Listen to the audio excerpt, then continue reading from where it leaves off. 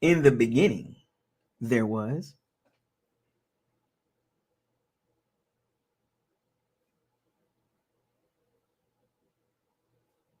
In the beginning,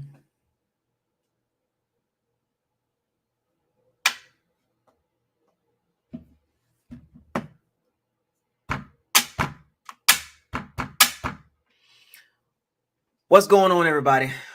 Welcome to Buckles Locker, coming to you again. Subscribe, like, comment, share on all the new videos. And don't forget to hit the notification bell icon to notify you on all new videos that's posted on this channel. Shouts out to all the Pirates and Sea Bandits. Shout out to everybody across the Bucks community.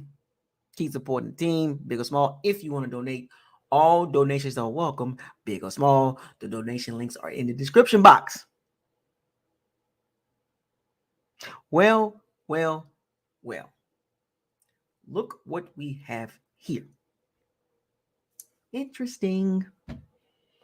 I know y'all want to hear what I gotta say.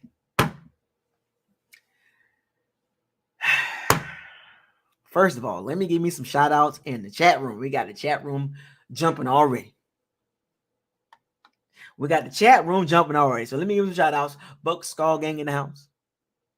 Sky Arrington. Zach Attack, I see you. New Age plug. What's the plug, man? What's the, I need something.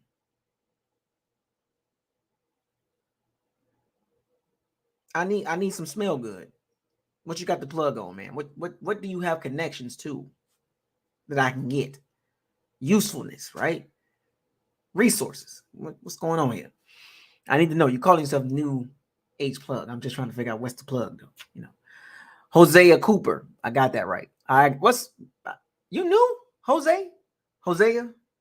You knew? Austin. What's up? The San Francisco 49ers fan, I think. They got the San Francisco 49ers, right? I got the S. I'm sorry, that's the Giants. San Francisco Giants. Haitian boy 407. King Cook in the building. Chili Will. My name is Chili Willie. I'm frozen through. My head is hot and my feet are cold. I don't think you know about that, Chili Will. You wish. What's up, man? Okay, gotcha. Toxic Falcons fan. Rise up. Desmond Ritter. What are you doing at the quarterback situation? Is the Falcons still rebuilding? Or you're up and coming team? Cal Pitts, Drake London, Tyler Alger, the left tackle Mathis. I think that they got left tackle Mathis, right? The center, not bad. Cordell Patterson, Zadea. I can't pronounce his last name. What are y'all doing there? Are y'all rebuilding? I mean, y'all still in rebuild mode? I mean, I don't know. I'm just asking the question. Bucks fan. Oh, Big Bucks. What's up, man?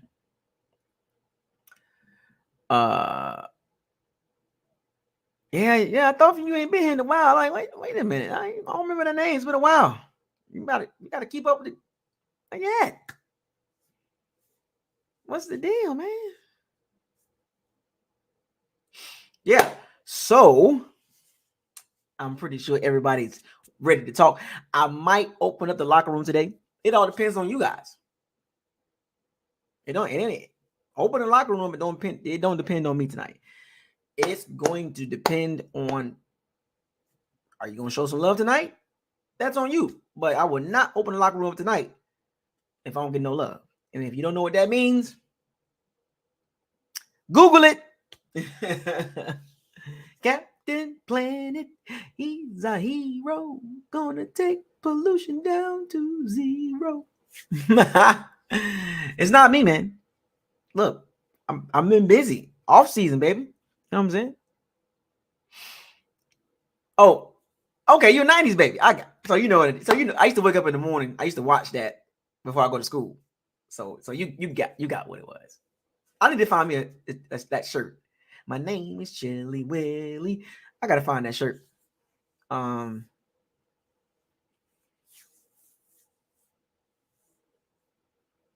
Oh, okay, you do. Okay, got you. John McGee, the fifth McGee. Young Deezy, baby.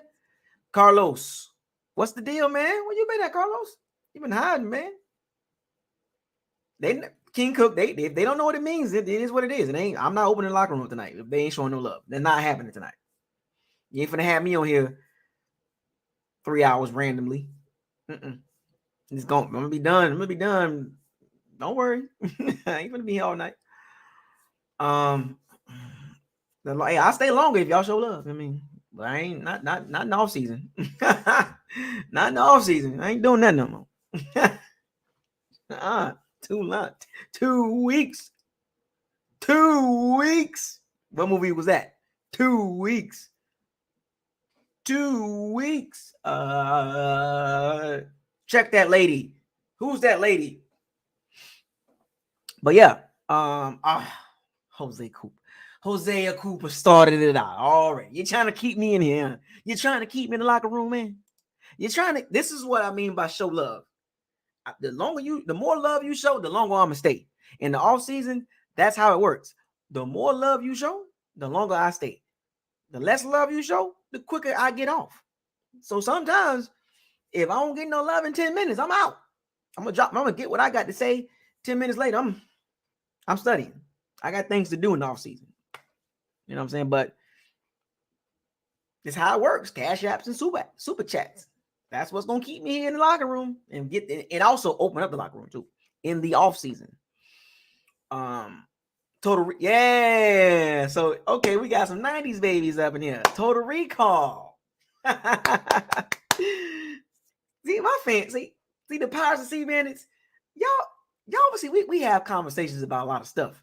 We talk about movies, we talk about food, we talk about growing up as a kid, all kind of stuff. You know what I'm saying? And I'm glad y'all locked in. You know what I'm saying? You understand the references I be making. What about this reference?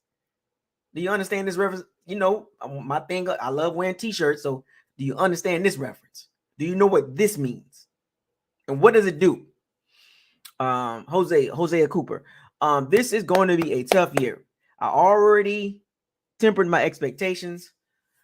I hope most Bucs fans do the same. We have so many needs we need to fill and figure out and get number 76 out of here and slide Wharf to the left tackle.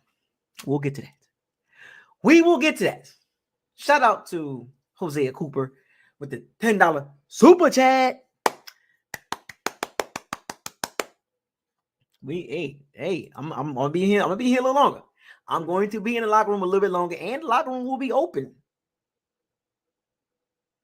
So for every dollar, that's every minute. I'm just joking, whatever. But King Cook, I could do that. For every dollar, the locker room stay open. So you got 10 minutes. You actually got 20 minutes now. King Cook with another super chat. So we rolling in already. So y'all want the locker room open? Okay. I need to hit a certain number though for the locker room. We got $20 in the pot. So King Cook, shout out to King Cook, $10 super chat. I'm putting my bid together now. So just a little something to show love. Appreciate it. Appreciate Brian Thomas. What's up? Jason. What's up, Jason? Where you been at, Jason? You've been hiding. I ain't seen you in the locker room in a minute. I might have to see you in here tonight. I need you into the locker room tonight. Rip, what's up? I'm a cornball? Damn. Really, Cameron? What did I do? I ain't do nothing. I'm not bothering nobody, man. I ain't starting no trouble. What I do, Cameron? Explain to me, please, why I'm a cornball. So if I'm a cornball, then what is that? If cornball is bad, that means you're the opposite of a cornball. That means good. Hey, join the cornball then. Join the cornball teams. No, we ain't cornball. I'm a cornball. Rock with me. So if I'm a cornball, we all cornballs because y'all all here. Thanks to Cameron. Thanks to Cameron, we all cornballs tonight. Thanks a lot, Cameron. God, trying to be a Debbie Downer. calling people names, man. How old are you?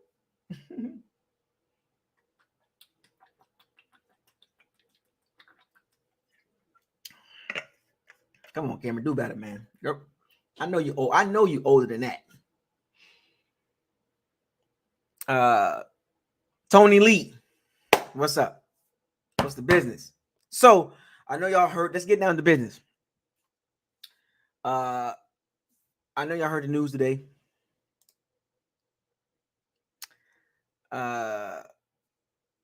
Leave him alone, King Cook. Leave him alone. Hey, look, sometimes you gotta let it happen. Sometimes trolling don't work. I can take trolling and reverse it right back so easy. So you know what I'm saying. Trolling just funny to me because they, troll. The purpose of a troll is to make you mad and get you off, throw you off and all that, and get you out of character and out of pocket. But I take trolling as like a compliment now. I've been getting trolled a long time, so I can flip it right back on him. He called me a cornball. That's cool. He's here. That means he's a cornball too. You watching the cornballs? That means you a cornball. But it's all love though. I don't take it personal. Young Beezy. Side note, thank you for $2 super chat. Thank you for the $2 super chat. Side note, the MCU is about to mess up Blade reboot. Shaking my head. Because, man, it's not going to be rated R. PG-13. DP Buck 32, what's up? PG-13. Blade is a rated R movie. The best Blade is Blade 1. Actually, Blade 2 was pretty good too. Then Blade 3 was like, okay. Yeah. But Blade 1 and Blade 2 was good. That was like underrated. You know what I'm saying? Blade 1 and Blade 2 was underrated to me. Like when you go back and look at the whole MCU, all the movies, especially like the most recent ones, the Internals and TV series, She-Hulk and Miss Marvel and Moon Knight was pretty decent. Blade kind of set everything up. Blade set everything up, and they're gonna reboot it and they're gonna mess it up. I'm a Marvel fan, as y'all know. I can talk a little bit Marvel with you. I can go deep. I can go a little deeper with y'all. Eternity. Death. Thanos. Infinity Gauntlet. Adam Warlock. The Infinite Watch. So I can go back a little bit. I can go Marvel Cosmic. I can go Marvel 616. Multiverse. I saw Ant-Man. Last weekend or this past weekend. And that was pretty decent. Kang gonna be all right. Jonathan Majors, yeah, he played Kang pretty good. He actually looked like Kang. I still got the old Kang comic book card. But yeah, Kang Dynasty gonna be cool. It's a whole bunch of Kangs. Good God. Now see, they can do so much with Blade. I mean, Ghost Rider, the Spider-Man crossover with Morbius. You know what I'm saying? Craven. They can do so much with Blade. Blade got some crossovers that's like perfect. So you got the Midnight Suns. That Blade and Ghost Rider crossover is pretty cool. I'm not watching Cocaine Bear. Grislow, what's up, Grislow? I have no interest in that. But yeah, that Blade and Ghost Rider crossover is pretty cool. Midnight Suns, the original Midnight Suns. They could introduce Swamp Thing or Man Thing, whatever you want to call it, But I like Ghost Rider. Yep. Yeah, I like Blade and Ghost Rider. They need to cross that over. The Living Tribunal. Yeah, I know. The Celeste. Yeah, I know. Living Tribunal. I know.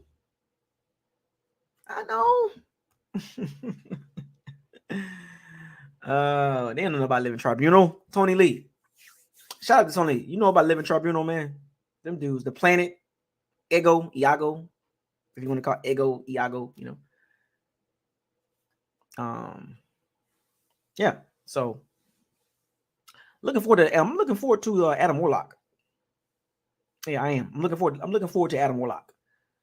If you got a chance to read the Infinite Gauntlet, Infinity War, Infinite Gauntlet, Infinity Gauntlet, Infinite War, Infinity War, Infinity Gauntlet, Infinite Watch, Infinity Watch. You know what I'm saying? So the one above all, Century. Century. The one above all, man. Molecule Man. Y'all don't know about him. Molecule Man. Y'all don't know. Cool. Dr. Doom. Read up on him. So let's get down to business. So those of you that heard about, and shout out to Young D's with the $2 super chat, trying to get me to a Marvel conversation. What are you doing? Come on, man. Let's focus. Let's focus on the situation at hand, and we can get to that other stuff. See, here they go. See, Rip with a $5 super chat. I'm here to talk about Bucs, and here they go with these movies, this movie stuff. Fast and Furious franchise is really pushing the storyline. Fast 10 soon. When is it going to be enough? When is it going to be enough? Fast and Furious, the new one about to come out. It looks like the what that movie was, or The Incredibles, with Sylvester Stallone and what is Dolph Lauren, like all these like old actors. Was it The Incredibles? With Sylvester Stallone? That's what it was called.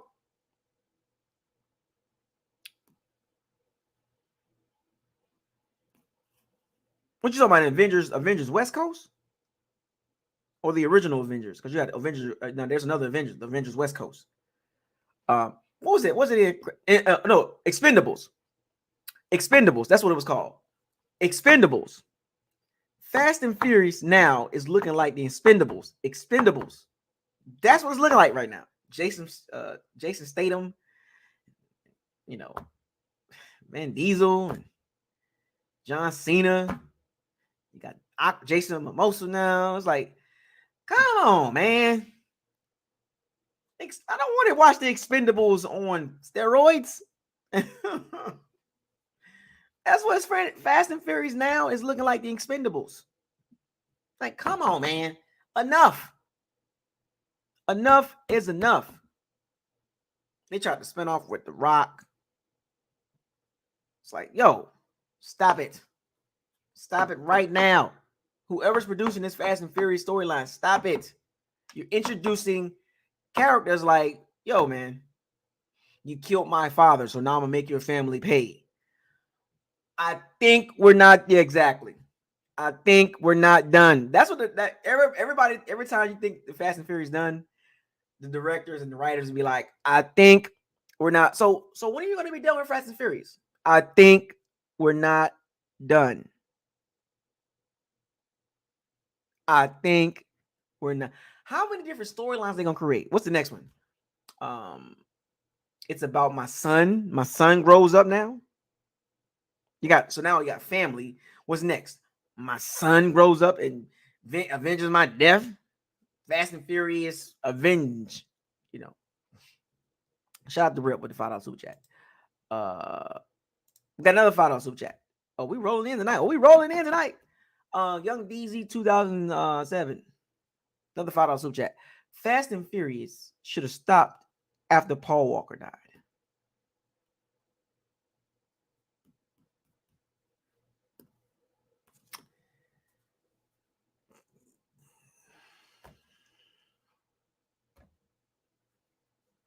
Probably should have. What we gonna see? We're gonna see Fast and Furious crossover with the Expendables. I'm gonna call it right now. They're gonna cross over with the Expendables. Yep. They're gonna cross over with the Expendables. Fast and Furious is gonna cross over with the Expendables.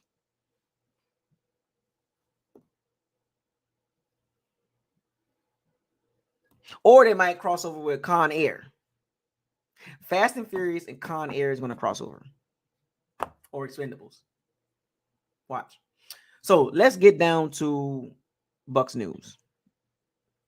Yeah, Ludacris. Yeah, he's still relevant because of this because he can't make any music anymore. So nobody cares about Ludacris music anymore. He's so mid 2000s. And I rocked with Ludacris back then. So by now, he's still relevant because of Fast and Furious and his punchlines. his jokes in the movie. So Leonard Fournette. For those of you that don't know,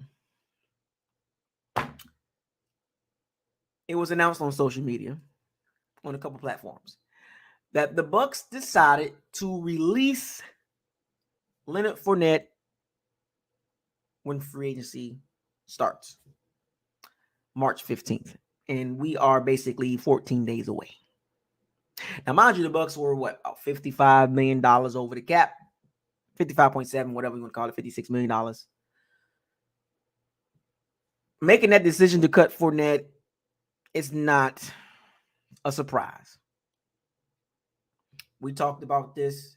And hold on, we still ain't answered this question. Do you understand what this is? Do you know what this does? This right here. Do you understand the meaning behind this? I wear this for a reason. I wear these shirts for a reason, folks. Pay attention. Pay attention. So, Leonard Fournette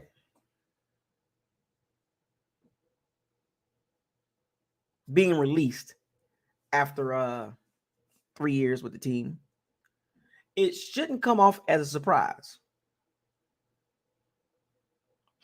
We talked about this. I gave y'all multiple scenarios. We talked about players that's possibly going to be released, and Fournette name came up every single time. So when I saw the news, I said, I'm gonna make a video today. First of all, let me start out saying this to Leonard Fournette. Shout out to Leonard Fournette and his contributions to the Tampa Bay Bucs. He was a significant part on why the Bucs were Super Bowl champions in 2020 during the pandemic, as people call it.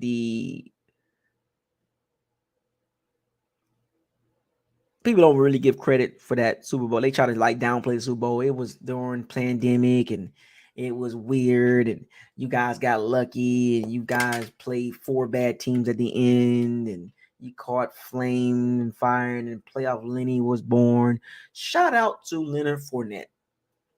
Some good there, some bad, and some ugly. It wasn't all bad. It wasn't all ugly. There were some good moments about Leonard Fournette, specifically in 2020. Specifically during the playoff run. That was peak Leonard Fournette. That little window, he came onto the scene and did his thing. And we needed every bit of that in 2020. So I want to thank Leonard Fournette for his contributions to the team. He was not drafted by the Bucs, so I really don't have no connection to him like that. He is from New Orleans. He's from here. But what's up, Big Al? Sean, what's up, Sean? I don't have there's no player fan connection to me. For me, on my end, when I see Leonard Fournette, I see Jacksonville Jaguars. When an organization draft a player, I always view them as where they came from. And he joined the Bucs culture. He made it clear the only reason why he came here was because of Tom Brady. And the reason why he's leaving, I'm paraphrasing, he's leaving because Tom Brady's not here. And he's like, why would I stay? In other words, it kind of threw a little salt on the way out, a little salty. The Bucs are rebuilding. So in other words, now that Tom Brady's not here, I don't see them as a Super Bowl contender. And he said, paraphrasing, he requested for his release prior to the free agency being started, so he can get a head start on where he wants to go. He wants to go to a contender, so he don't consider the Bucs a contender. See, I was trying to explain to y'all. See, the truth will come to light. You can make yourself believe what you want to believe about our team, about the OC, about Todd Bowles, about Kyle Trask. You can do that all you want to. You can exclude the 23 free agents. You can exclude the $52 million over the $53 million over the cap. You can exclude that. Multiple free agents, questions that quarter. You can exclude all that. But what you can't lie about is reality. I'm warning y'all, and I'm warning y'all now. Your intentions and your expectations better be kind of similar. Because if you think the Bucs is going to make major noise, I'm just being honest, as a football fan, if I'm looking at the Bucs, where do you see them making major noise? I mean, when I say major, I'm talking about a contender. 2020, we was labeled as a contender. 2021, the team was labeled as a contender. Even 2022, the team was labeled as a contender. Super Bowl odds, yada, yada, yada, top 10, whatever. Top 5 roster, all that. All that came crashing down after 2022 season. And now reality hits. We are about to be in phase 2. See, the offseason is in 4 phases. Off-season moves, coaching staff. What are you going to do? Player movement, release stuff like that, contracts, whatever. And then you got free agency. What can you do there? Because the combine starts soon. I think tomorrow, I think. So phase 2 is free agency. Phase 3 is the draft.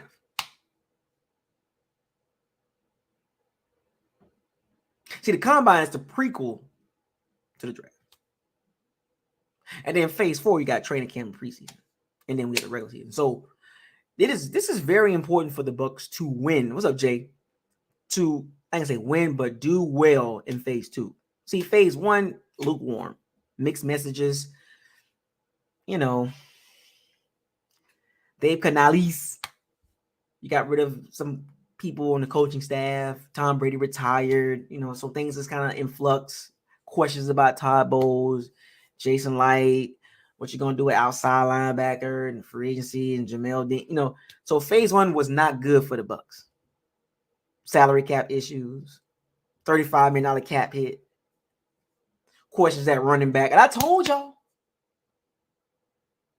Literally told y'all. I called it again about Leonard Fournette. So saying all that to circle back to Leonard Fournette to tie him into that timeline, I spoke about him on several occasions, on several videos. About him, the Bucs need to draft running back. I'm right. And I was not pushing a narrative. I was not doing goofy stuff, making terrible comments, saying silly stuff for clicks and views. I was being real, reality, logical reasoning, logical conversation, objective conversations about our team. I said the Bucs need to draft running back. I got some pushback on that. Oh, no, I didn't keep Leonard Fournette. You're not a big cap hit. You know what I'm saying? And what happens? He's out of there.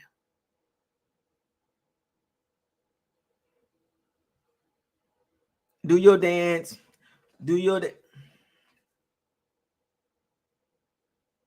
I'm not trying to brag, but Buckles Locker strikes again. Look, I didn't know what was going to happen, but just seeing how things was playing out on the back half of the season and Rachaad White's role increased, I knew then Fournette was out of there. He can't accept that he's no longer the guy. He can't accept that. He can't accept, because let's be real, Fournette coming into the NFL got way more attention, made way more attraction than Rachaad White. D. Tawan Davis, what's up? Fournette was coming into the league more talented, more hype, more accomplished player coming out of college. More, he had, it was big things expected from Fournette versus Rachaad White. So at this stage, at 28 years old, he still believes that he still got something in the tank. Well, Fournette, we literally watched you for the entire season. We literally watched your job get slowly taken away from a 3rd round pick. And usually when first and second round picks get their jobs taken away from them by a lesser talented player, they tend to get in their feelings. Terrence Montgomery. Big Al. Damian Street, what's up? So his feelings got hurt. And I mean, he had the kahunas to go into the office and say, "Hey, Jason, man, I want to get out of here, man." From what the story's saying, that, you know, he requested his release. Now, do you believe that? Now, whether he requested or not, I think the Bucs was going to move on from him anyway. So I guess he wanted to get ahead of the game, you know, get ahead of the schedule and say, "Let me go now." And it's funny how when the story get leaked, Fournette makes a comment saying, "Oh, I requested my release. Brady's not here, and I don't want to be here." Paraphrasing, and the Bucs are rebuilding. So, and then they already talking about teams that he can be on. And what do you know? Here come the Saints go marching in. And when those Saints go marching in, here come their fan base. He can come play for us, along with Derek Carr. Goofies. Just what them ain'ts, boy. That's what they want, everybody, and can't get nobody over there. Every time somebody get released or trade talks, here come the Saints fans or the Aints fans, the 405 fans. You get that reference? Well, we could sign him. We could sign him. Mm-hmm. Yeah, we could sign Leonard Fournette. Mm-hmm. Yeah, get Derek Carr too, and keep kicking the can down the road. Let's sign everybody, thinking we Super Bowl contenders. Saints fans, you are delusional if you think you're going to do anything this year with Dennis Allen at quarterback. I mean, a head coach. You are delusional if you think Leonard Fournette is going to make a huge difference at this stage of his career. See, running backs tend to fall down or fall off a cliff at 27 now. You ain't getting Fournette at 25, 24, 23, 22, 21. One.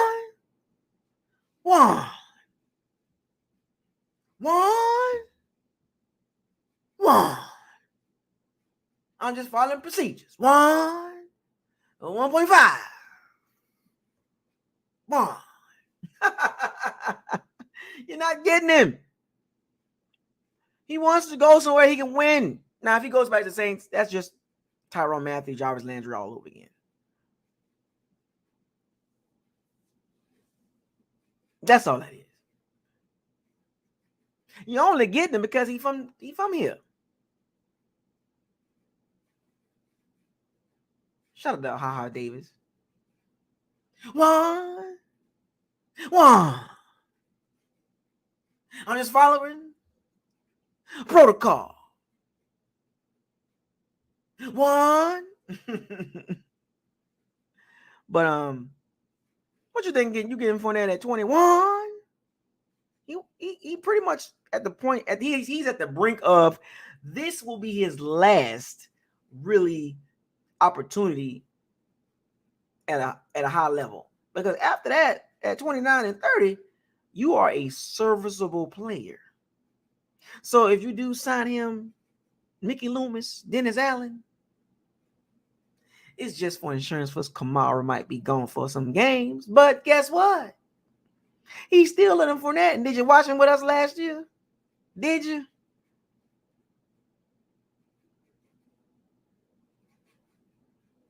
Patrick, what's up, man?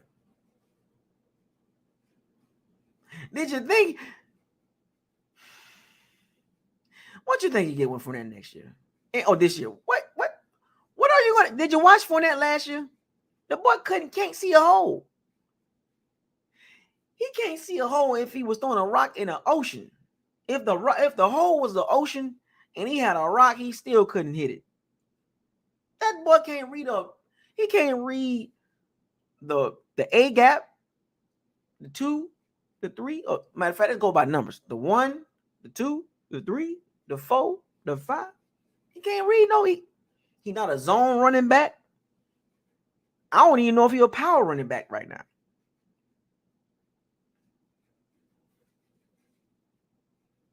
I'm just saying. But I appreciate what he's done for the team. Well, let me guess. So we're going to retire Leonard Fournette jersey. As a matter of fact, I haven't seen too many people wear his jersey in the first place. How many Leonard Fournette jerseys you seen people wear around the Bucs Raymond James? I'm sorry. Fire the cannons, what's up?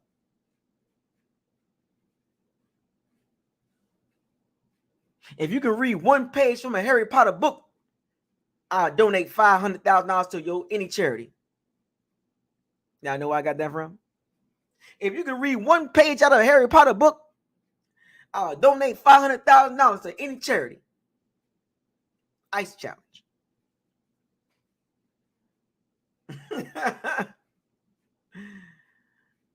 Where are you going with Leonard Fournette as your lead running back?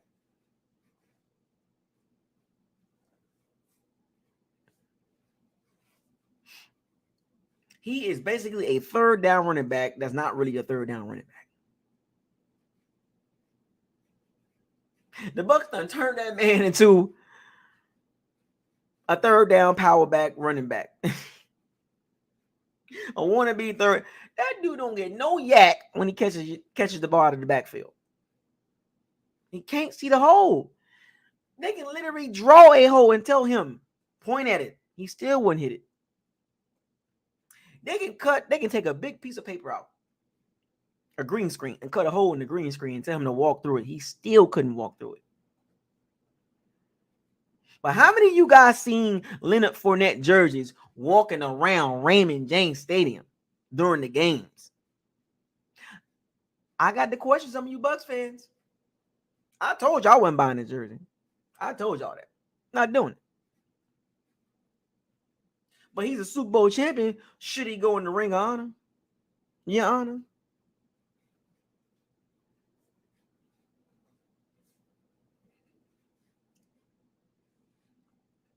Should Leonard Fournette go in the Ring of Honor as a Super Bowl champion for the Bucs? Because, we can take anybody there. Gronkowski, Brady, Ryan Suckup. Put them all in there. They Super Bowl champions.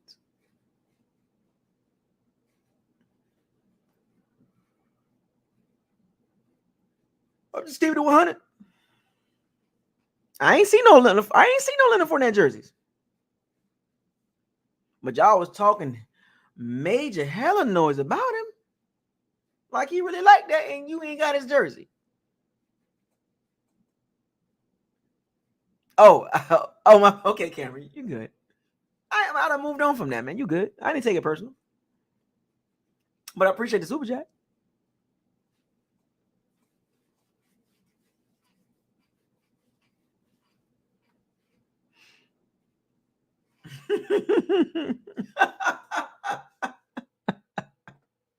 It's all good, Cameron. You good, man.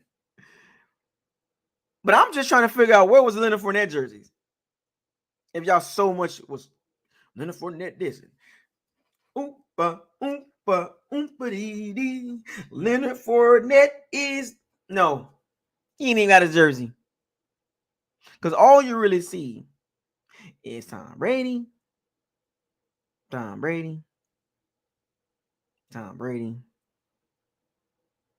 More Tom Brady. Sprinkle of Levante. Sprinkle of Mike Evans. Sprinkle of Chris Godwin. Jerseys in Raymond James Stadium. So now all you fans that bought Tom Brady jerseys, what you gonna do? You gonna buy your Tristan Wirfs jersey? Are you gonna buy you a Antoine Winfield jersey? The same amount of money you spent on Tom Brady jersey, you can do that for the other guys too. But you ain't doing it. I've been at a couple games. You ain't doing it. Because you damn sure ain't doing it for Leonard Fournette. For whatever reasons. What up, Neil? Trill G-Boy too.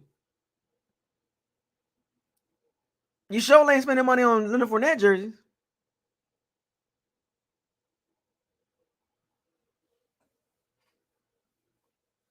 Now, Leonard Fournette time spent with the Bucs. The Bucs running attack was ranked 28th in 2020. 2021, 26th in the NFL. 2022, 32nd in the NFL. So, did the Bucs get the bang for the buck as far as a running back production perspective? I know I did. Don't play with me. I'll put you on blast. I'll put you on blast. You can't do that. I'll get you real quick. Reverse it. Skip. Reverse. Draw two. Uno. Skip. Skip. Reverse back to me. Reverse back to me. Skip. Skip. Skip. Reverse back to me. Skip. Reverse back to me. Draw four. Draw two. Draw. Wow. Uno. Uno out. Give you no chance. I'm gonna reverse right back to you. Reverse back to you. Back to you. Back to you. I'm Uno champion, baby. I set you up. Reverse back to you. How many play like that? Skip, reverse, Uno, skip. Reverse back to me. Reverse back to me. Skip you. Draw two. Reverse back to me. Uno. Uno out. Bucs for night. Bucs for life. What's up? But yeah, the Bucs running game, from a running game perspective, with Fournette in the backfield, was boo-boo.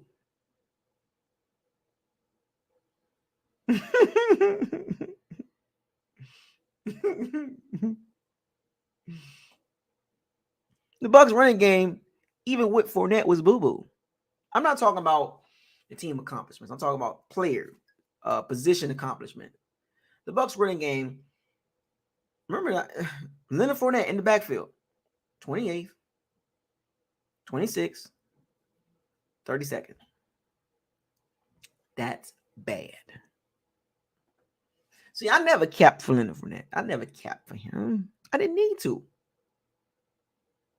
He had a window and he rode that wave. Then he showed up this past offseason 20 pounds heavy. Bucs life, all caps.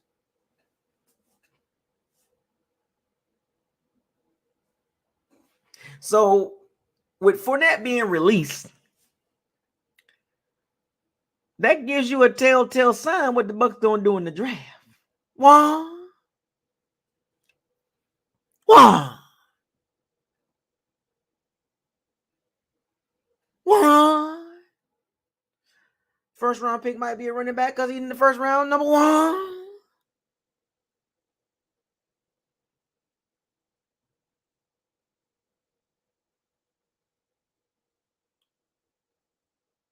Bucs first round draft pick might be one. Don't be surprised. No, I won't like it at all, but I'm just saying. They are drafting a running back. As I called it in my previous video. In the video before that. They're going to draft a running back. Or they might go get Rashad Penny. But it's going to be somebody different with Rachaad White. And it needs to be an explosive running back. I don't prefer him in the first or second round. Even in the third round. I don't want no running back in the first 3 rounds. Unless he's a world beater, can't miss. You got to draft him. And I know they talking about Bijan Robinson and all that. I get it. I get it. But not in the first 3 rounds. We have more pressing needs. Running backs can be found in the 4th round, 5th round, 6th round, 7th round, undrafted. Or you can trade back into the 3rd round and get a running back. I get it. Drake voice.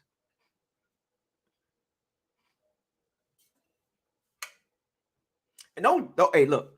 Let me put this to rest right now for you Bucs fans out there. Don't give me this Keyshawn Vaughn crap. Well, the Bucs got Keyshawn Vaughn. I don't care. I don't care.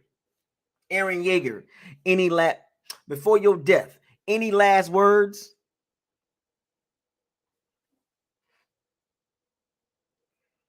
Aaron Yeager, before you die, any last words?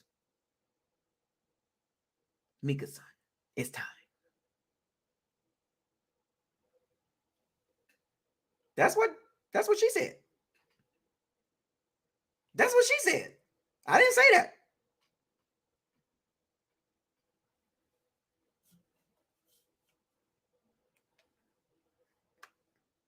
Don't give me the Keyshawn Vaughn conversation tonight. I don't want to hear it. Whoever brings him up, I'm going to get you. I promise you, in the locker room. I'm going to get you. I'm going to shut you down. I'm going to put you on mute.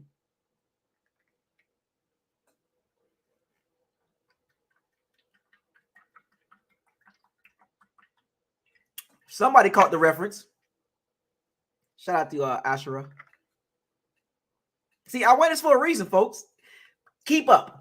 Only one person kept up in the entire chat. 1.5, 1.5. One person in the entire chat caught the reference. What a shame. I'm so disappointed in you Pirates and Seamen tonight. Well, I'm going to get you in the locker room too. One person caught the reference.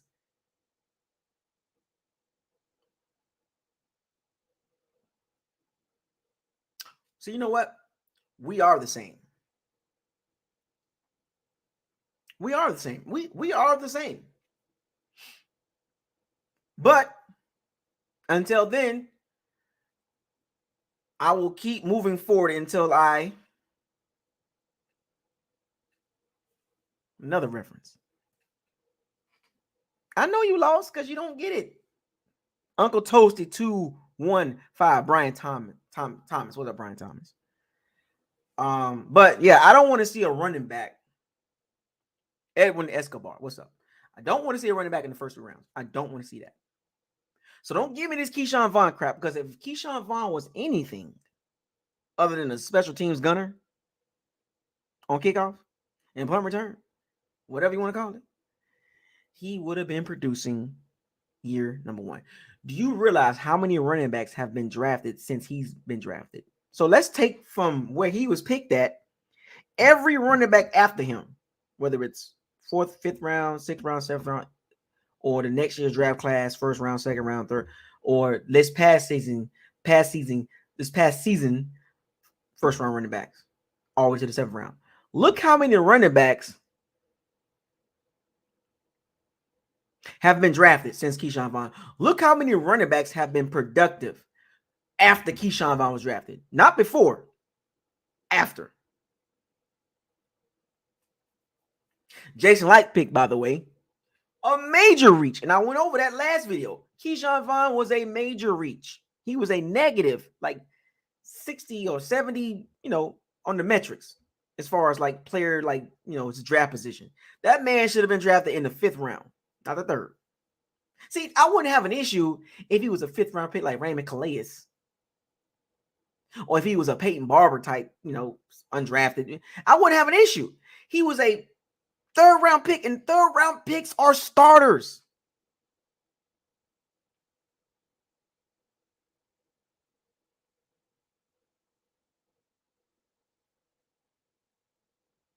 So don't give me this Keyshawn Vaughn gonna make a difference. He ain't gonna make no difference at this point. He is what it is. He is what it is. It is what it is. Don't get mad at me. I'm calling it how I see it. I'm taking everything face value. I am not going to make any assumptions about Keyshawn Vaughn. I'm not going to convince myself, oh, he's going to be somebody. That one game he played against and he was running hard. One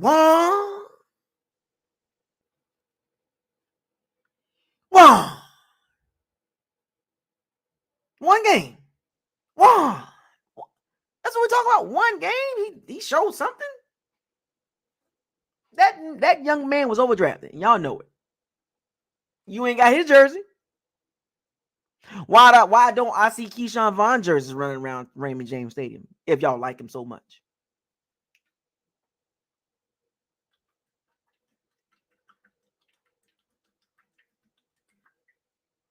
Why don't I see Keyshawn Vaughn jerseys running around Raymond James Stadium? So don't give me that. Miss me when I'm gone. Another reference. So Leonard Fournette, it is what it is. Where he gonna land? He gonna want to go to a contender because he doesn't feel like the Bucs can contend. Because if that's the case, he wouldn't have left. But because of Tom Brady retired, well, it's time for me to move on.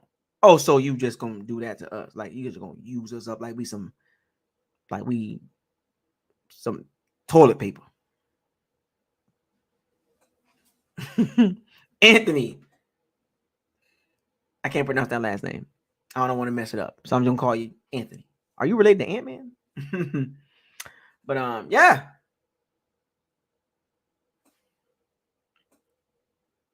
Any last words, Keyshawn Vaughn?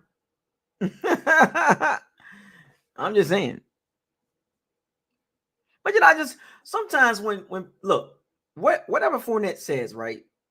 It's his word against ours. We are assuming what he said or what we believe, what we want to believe, right? So I'm not going to believe what I want to believe. So when he said, I want to leave the Bucs because Tom Brady's not here and they rebuilding, quote unquote, paraphrasing, I'm going to take it for what it is. Now, more news might come out that they was going to cut him anyway. So he just wanted to get ahead of the game. That's what it looked like to me. Not saying it's true, but it was just the writing was on the wall. So rather than him getting cut like by the Bucs, he cut the ties first by walking. It's like I'm gonna be the first to quit. I'm gonna quit, but I'm gonna be the reason why I quit. We was gonna let you go anyway. That's right. We was gonna let you go anyway. So hey, you beat us to the punch, so it won't look bad that you getting cut by the Bucs. Oh, I cut the Bucs. Oh, okay, cool. We save a little bit of money, not much. What, $3 million? But they can spread his dead cap hit, which is not a lot. I told y'all. The Bucs not break. Yeah, they getting a running back. That cap hit is not. I literally went through this. He was one of the players that the Bucs can get rid of, and we have a list. Now that Fournette has been designated to be released, who's next? Two techs. You stretch. Who's next? Two techs get you stretch. Who's next?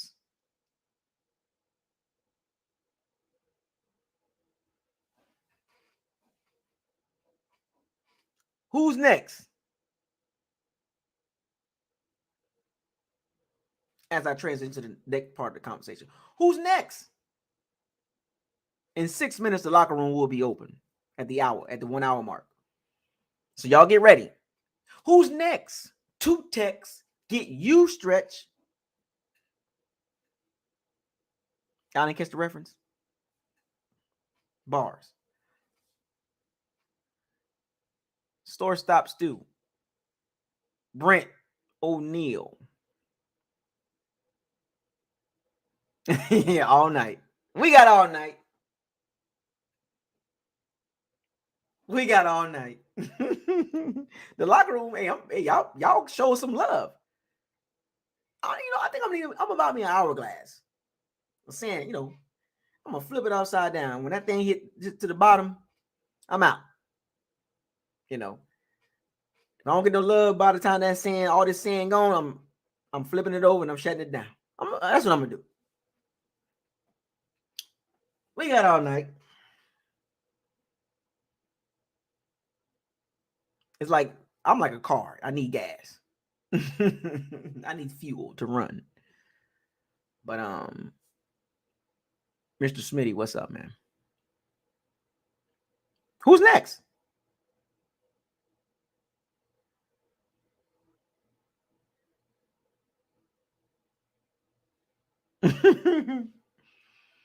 Donovan Smith, Cameron Brate, Ryan Suckup, Russell Gage.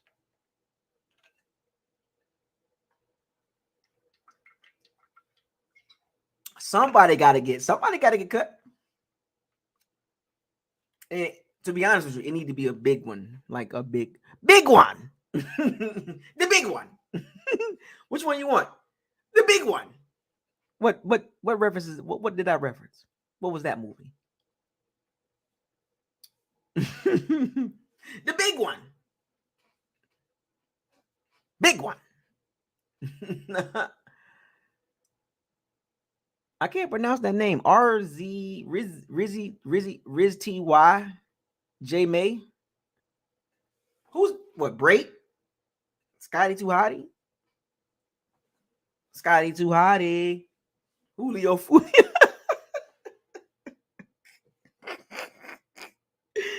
Oh, Julio, man. I came up with that name too, man. It's crazy. Julio. Was it me that came up with that name? The whole entire season, I just felt like that's what it was when I looked at him. I was like, you fooling around. Julio. You just here to collect the check. Ricky Robertson. What's up, man? Did I say that right? Robertson. Everybody wants to rule the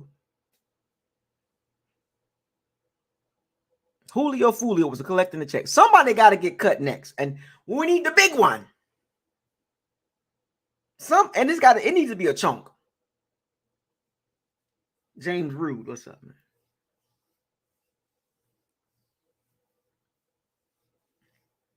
I'm not saying no names, but I mean Fournette, that was a baby cut. That was a paper cut compared to what the Bucs got to get to. They got to cut. They got to get down to. They got to get down. They got to get down under the cap. And 1, 2, 3. Yeah, they got 14 days to get under the cap. How much time do you got left? 1.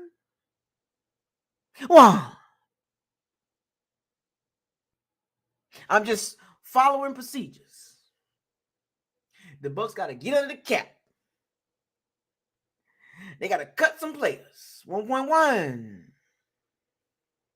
1.5. They got to get on the cap. Well, however they do it, figure it out. Restructure some. See, what you don't want to do is you rather would get rid of people than do a bunch of restructures because you'll be in the same situation again next year.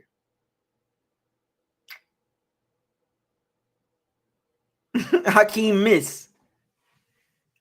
I got a new name. I know his name, Hakeem Hicks, but Hakeem Miss.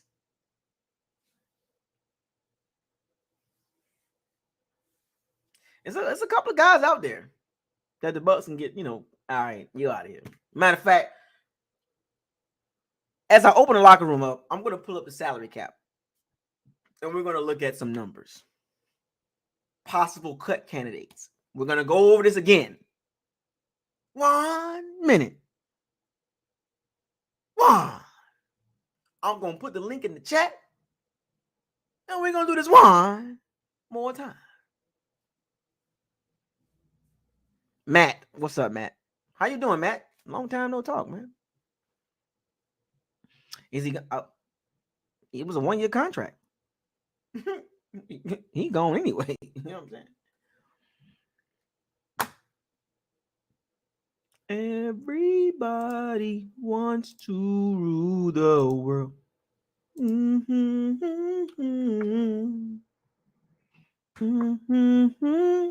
Everybody. The link is in the chat room. Now, first dibs is the people, everybody that super chat get first dibs. So I can't officially open the locker room up until the people that super chatted get in first. Now, if they don't come in, that's on them.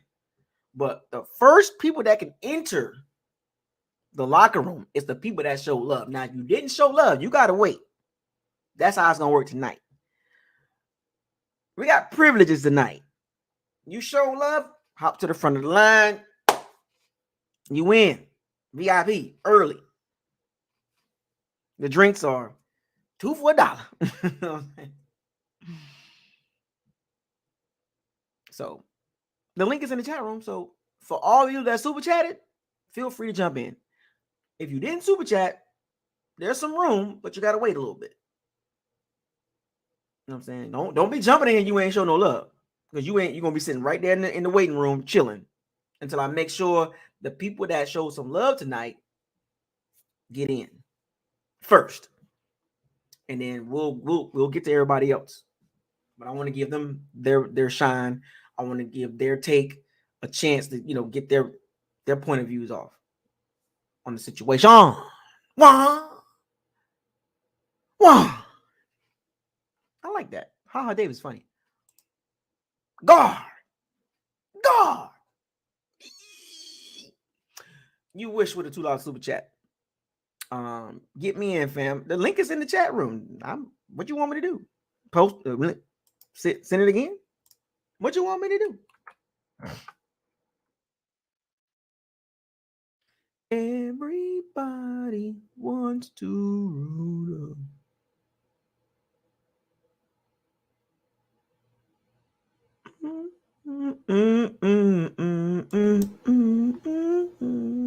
Wants to.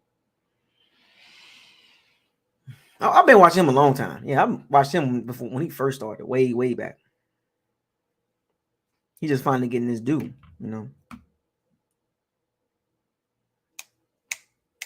Come on, folks. All you that super chatted, the link is in the chat room. What's the holdup? Because we got people that didn't super chat. They want to get in. I can't keep them. I can't. They like heathens. Heathens. Dirty scoundrels. Hey. What's up, man? Chilling. Hold up. My headset's not working. Let me back out real quick. Okay, gotcha. Everybody wants to rule. So let's talk about Fournette. His production with the Bucs. Interesting. I'm gonna pull up his stats real quick.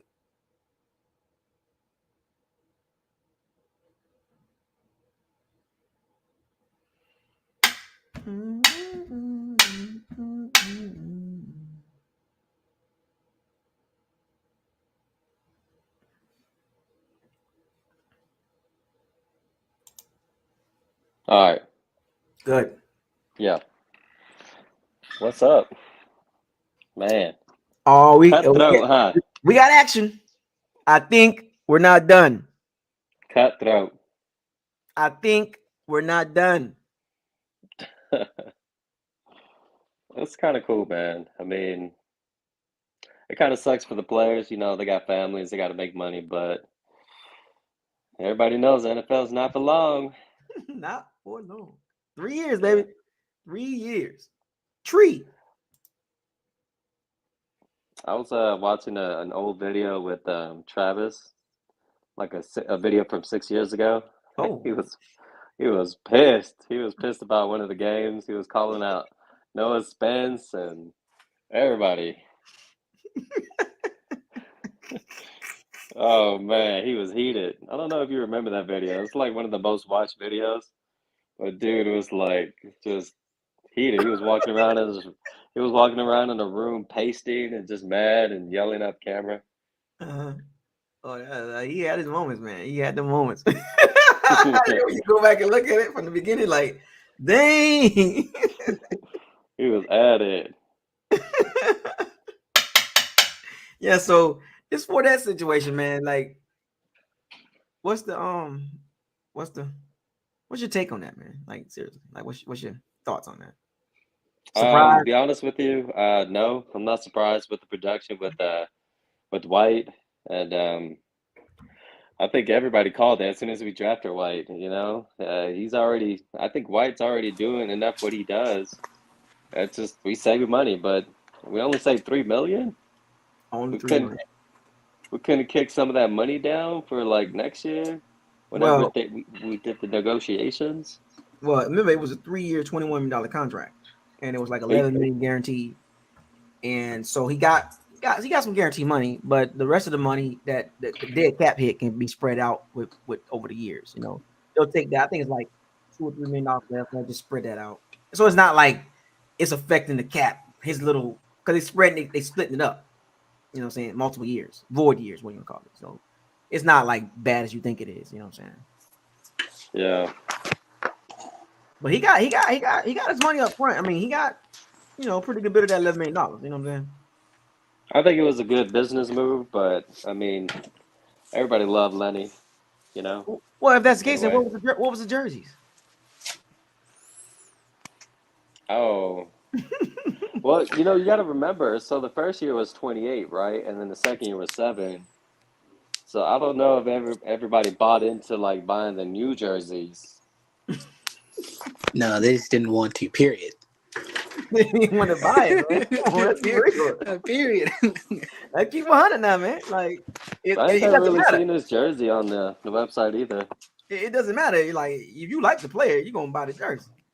Yeah, Let's be real, because you're buying the name. I suppose. Nobody bought that dang jersey. It's probably on sale right now, retail. Oh, Go buy it right now. oh, Go buy it right now. go buy them right now, 50% off. 50% off. Oh, you can get that jersey now for free. What you want, the authentic one? The authentic be like $60, if that. They're trying to get them things passed away like hotcakes. Get them jerseys that says "Best of luck on your future endeavors." That jersey gonna be in Marshalls and Ross. That's right. It's gonna be over there I don't soon. know. Him being overweight this OTA I didn't like probably that. cost him. I didn't like that. I do follow him on Instagram, so he had like posted a video of him working out, like he on the grind and stuff, and I mean he working out. Too late for that Yeah. now. Too late to go home now. Well, that was a movie reference, by the way. That was a movie reference. Too late to go home now. Yeah. We ain't got time for that. Too late. Too late. Anybody got time for that? Like what was that at in the beginning of the season?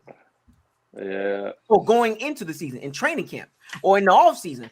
Why were there reports of you being 20 pounds overweight? Yeah.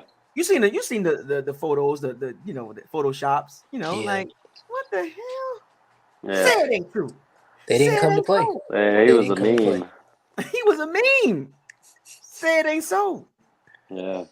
300-pound Lenny. So he went from it was playoff Lenny to quarter Burger pound Lenny. Lenny, quarter pound Lenny. Yeah. Like Lee. he became a meme. He got more attention as a meme than he did this past season. Too much gun on beignets. If I look at his season wasn't actually too bad, given the scope of work he had been done with. Obviously we were a passing team at the time, so it's almost like a little unfair in a sense of taking his job away during the season, but I think he did serviceable numbers. 600 yards for Okay. Well, I'm glad you brought that up. serviceable. Well, let's read it. I'm looking at it right now as you speak. Well, let's read it. 189 attempts for 668 yards. He played 16 games, so he only missed 2. 16 games. So he missed 2. 3.5 yards. 3.5 yards a carry. 3 touchdowns. His longest run was 23 yards. First downs 39 out of 189 carries. Yikes. Total targets, right? 83. He caught the ball 73 times, which is good. Right? That's good. 523 yards. Okay, yeah. So that puts him over 1K per scrimmage. Yeah. Barely. No, I'm sorry. 1,100 something. I'm legally blind. Legally blind. I'm all you references all night. They coming all night, folks. That's right. 7 yards a catch. 73 catches, 523 yards. Three passing touchdowns, or 3 receiving touchdowns. His longest catch was 44 yards, and he had 26 first downs on his catches. Yeah, we pay him how much? There was 11 up front, huh? I think Rashad White could have did that in less games. And he almost had 500 yards. But no fumbles, right? No fumbles. No fumbles. Now think about this. If Rashad White would have had that 16 game stretch, like 16 games, I believe he would have had way more than that. Yeah, because he had like 480 something yards with like 290 catching. That's correct. I can see Lenny being a good fit for the Bills. Well, he wants to go to a contender because he doesn't feel like the Bucs are contenders. Now I don't know. I didn't hear about that. I don't know where that source came from. Tom Brady, he's not here. So I don't need to be here, and I want to go somewhere. I want to win. What do you mean you want to win? When you winning here? Yeah. He called him line dancing Lenny. Line dancing Lenny, boy. To the right, y'all. Take it back one time. One hop this time. Like, come on, Lenny. Hit the hole, man. I don't mind him going to the Bills. I'll be happy for him. Ain't no hate towards him. To be honest with you, no hate. He helped us get what we wanted. So yeah, he helped us. But I'm just saying, man. Like, don't be trying to throw salt now. Don't be talking about, I want to go somewhere to win. What you mean? Well, you winning here, 32-18 since you've been here. I don't know where that source came from. Where did it come from? What report that was? Let me see. I thought that was like what? But reports kind of, But I think he just wanted to get ahead of the. They tried to spin the narrative. Yeah, probably. He knew he was gone. I think he wanted to get ahead of the game and be like, "Oh, y'all ain't finna fire me. Yeah. Y'all ain't finna fire me. I'm David Ruffin. You didn't fire me. I quit. I quit. Say about you, Otis. I refuse to let you go." Yeah. Took the microphone away. Yeah, he just wanted to get out in front of that. You know what I'm saying? And avoid the narrative that the Bucs cut him. Y'all didn't cut me. I cut y'all. Well, that's cool because we got Rashad White. So like, cool. Go ahead, man. Do what you do. Cool. Go ahead, Lenny. Matter of fact, we glad you cut us. For real. You cut us. You did us a favor because we wasn't finna pay you anyway. That's right. It's kind of strange. I don't want to say like how the GM is a little fake, but he did mention on his interview talking about right after explaining how he wanted Rashad White and how well he's been doing, but then he mentions Lenny. Like, Lenny's been doing really well with us and kind of, complimented him and made it seem like he was going to be with us. And then literally 2 hours later, the news is talking about, we're going to release him. Like, what in the world? Like, why would you, I don't understand. Sugarcoat it and... That's why I don't get caught up in that, man. Like, but this is literally from Jason Light. Like, his words himself. Come on, man. It was so obvious that one was going to... How you gonna crap, be like Jason. that, bro? Be two-faced in a way. You see, Jason Light pulled that Bruce Arians crap. Yeah, I think Peyton Barber's a star running back. What? Oh my god! Are you freaking kidding me? We had one of the worst running back fields in the entire NFL. He was getting way too many carries, but Bruce Arians let him tell it. Well, he's a starting running back. I believe in him. Where is he at now? Where is he at now? He got a poker face with that one too. Oh, he did. He really did. That still haunts me to this very day. Peyton Barber. Oh my god. And Uber Wale? And Ronald Jones? Do y'all realize how bad that running backfield was? But no, that was not the focus. Nope. No, I don't think so. You But don't anyway. think so? You all I don't think hope it was the is focus? The focus was obvious on one player. Yep. But forget the flaws that we had outside of him. We don't care about that. Him, that guy. Are you kidding me? That running I back guess field, that was horrible. they don't want to make themselves look bad, but it does look bad. I was when all that was going on. Remember, I started this 7 years ago. I was talking about the backfield. I talked about Umawale, third down. He was a third down back. Oh my gosh. He was a third down back. I'm pretty sure there was better free agency there. That was one of the things Travis was pissed about, but I bet. You couldn't find nobody better than Uchiwali. You couldn't find nobody better than that. Think about this. Travis was like, "Can we get Cadillac Williams back?" Think about this. We had a unknown Umawale unknown came out of nowhere, and then we had Peyton Barber, undrafted running back that ran a 4.8. That dude was shaking the line, but not going up 1 yard. Bruh, he got so many carries. He had no business. Matter of fact, I'm gonna pull this up. No. I want to see how many carries he got in 2019. This dude had, man. Tell me if he got more than Lenny. You mean to tell me they couldn't get those carries to Ronald Jones? Come on. Man. What's up, guys? Hey, I can't hear no Ronald Jones Center. That's a 2-time Super Bowl champion y'all talking about. That's a 2-time Super Bowl champion. 2-time. Cam and Melvin Gordon. Yeah. Can't give Rojo disrespect. He got 2 rings. Nah, I got. Come on, man. Peyton did not have some good games. Nah, Peyton did not. If Peyton had good games, it was against a bad D line. So in 2018, peep this. This how ridiculous this sounds, man. When you go back and this is the Ryan Fitzpatrick era, right? Yeah. 234 carries for 871 yards, 3.7 yards a carry. Are you freaking kidding me? That was 2018. 2019, Bruce Arians' first year. I believe in Peyton Barber. He's a starting running back. I was there for that ceremony. He said this dude had 154 carries for 470 yards, 3 touchdowns, 3 yards a carry. Are you freaking kidding me? Wait, go back to 2018. What was his average? 234 carries, 871 yards, 3.7 yards a carry. Well, that's more than Lenny, right? Is that more than Lenny? I think so.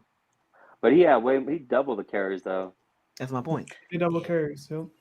This dude, then Bruce Arians walks right in the door and try to make us believe that he was a starting running back. And we have Wally and a green Ronald Jones that Bruce Arians didn't even like. Yeah, to work with his head. But nobody cared. That poker face was on. Hey, Rojo got his payback. That's all that matters. But see, Fournette walking out the door. Look, the best thing he need to do is just be quiet. Do not throw shots. He's a diva. He's not going to do that. Do not throw shots at the Bucs. Talking about I don't know. They rebuilding. What you mean? I don't want to lose anymore. But we got to. The next one's got to go. I don't think winning team right now is going to sign him. If I'm being honest. Wait, all right. Well, I do got to head out. I'm going to play some volleyball, so I'll catch y'all in a few of you guys. You'll get that spike. All the time. Trust. And dig. And a dig. Dig. Versatile. Trust me. Did you talk about Jason Light's comments? How he's saying Fournette got plenty of years left? Man, look. You think I'm gonna entertain that, man? No, I'm just. Do you think he was saying that just to try to get his trade up or whatever, or not? Market value, boost his market value up on the way out. Yeah, I get it. And he's still taking shots when Jason Light tried to do that for him. Yeah, he did. But Leonard Fournette, best thing for him to do is be quiet. Yeah. Walk out the door. Yeah. You got a ring. You got a lot of money from us. Be quiet. I still can't believe they gave him that contract. They were just going to release him the next year. Well, because of Tom Brady, Tom Terrific, get your butt back down here. It's crazy. That money could have went somewhere else. D-line, Yeah. O-line. I am happy though that they are discussing that the with Donovan Smith basically leaving, how they have explored those options. Well, that's the next part of the conversation. Who's next? Yeah. Donovan Smith. I mean, Donovan Smith is already Smith, going. 100%. That's already Honestly, in speculation. Donovan Smith, it's been way overdue. Yeah. Way After overdue. June 1st, I think too. That's what they plan on. So remember now, I went over the salary cap situation multiple times. Mm-hmm. Yeah. You've already called these moves. I called them. He called the moves. Mm-hmm. Checkmate. Before Pewter Report. I did. But hey, I'm just a little low channel over here. Yeah. Hey, that's why you make those decisions now. You don't kick the can down the line. See, there's a fine line. You know, if the Bucs would have just did it 1 year and said, okay, let's make some, let's switch it up. When they brought everybody back, it was like, okay, I see why they did it, but there was the good side to that, but there was also the bad side. We didn't get younger. Mm-hmm. That was the You know best what I'm side. saying? Let's run it back. Meanwhile, while other teams are making adjustments, they literally ran it back. And they went 13-4. That was the peak. I keep saying this. That was peak Bucs. Yep. Few bucks. That was the top of that was the Best record ever. That was, if anybody like English, I don't, but that's the rising action. Yep. The rise in action. Get back to elementary. Rising action. Oh, Now we at the falling action. Isn't that usually just how Bruce Arians like systems usually go? You usually have like the Oh, first period. Go look at Arizona. Bucko, you reminded me of claim evidence, and claim commentary. Man, look, I went back and watched Arizona. Yeah. And I noticed what they did back then. They went to the ground when he left. Yeah, he makes sure his teams are not prepared whenever he leaves. Arizona couldn't find a quarterback for 4 or 5 years. Yeah. And we found a coach, and it was a terrible decision. They had Josh Rosen over there. They had Colt McCoy, and then they found Kyler Murray. Oh, what do you know? We in the same Situation. It don't even look like Kyler Murray gonna be there much longer. No coach wants to coach him. That's true. Bruce Arians leave. We got 45-year-old Tom Brady with 1 year left, basically, and then all of a sudden now it's Kyle Trask, and he comes out. I think Kyle Trask is safe with him. Are you serious? And a coach with not the best track record either. Did you know that we can see you? Do you think that we didn't see what you did in Arizona? How you ran that to the ground? Left that franchise searching for a franchise. That owner still recovering. Still recovering. And he put us in the exact same. I said Tampa Bay Cardinals. Yep. I will say I feel like we look a lot better than the Cardinals in terms of like how we might go, but yeah, because we still have somewhat of a decent we still have roster. some decent like. But like the Cardinals had some guys on their team too. Yeah. On defense. Yeah. But see, me, I would get younger, get rid of guys like even though it might be an unpopular opinion, you might have to start looking at Mike Evans. You know what's so crazy? The inevitable, right? It's like you can deny what's about to happen. Like you can get out in front and be like, it's not going to happen. But the kind of the road kind of leads to that. Like, but you can convince yourself that it's not going to happen. It's like, well, let me jump in front of this so it won't happen. Well, you're only going to make it worse by doing that. Mm-hmm. It's almost like let it happen. Because if you try to Band-Aid it up and put some gauze on it and some alcohol and some peroxide, it's going to sting even more. Yep. It's an open cut, and you trying to just patch it up. No, man. Yeah. Put some stitches in there. Close it. Sew it up. It's nasty. It's nasty. Get him out while it's high. Because, I mean, no matter how you look at this situation, going into the offseason, it was like, yikes. Like, there was no way you could be like, yeah, you could spend a positive take on it, but it was like, man, 23 free agents, questions at quarterback, questions at head coach, OC situation.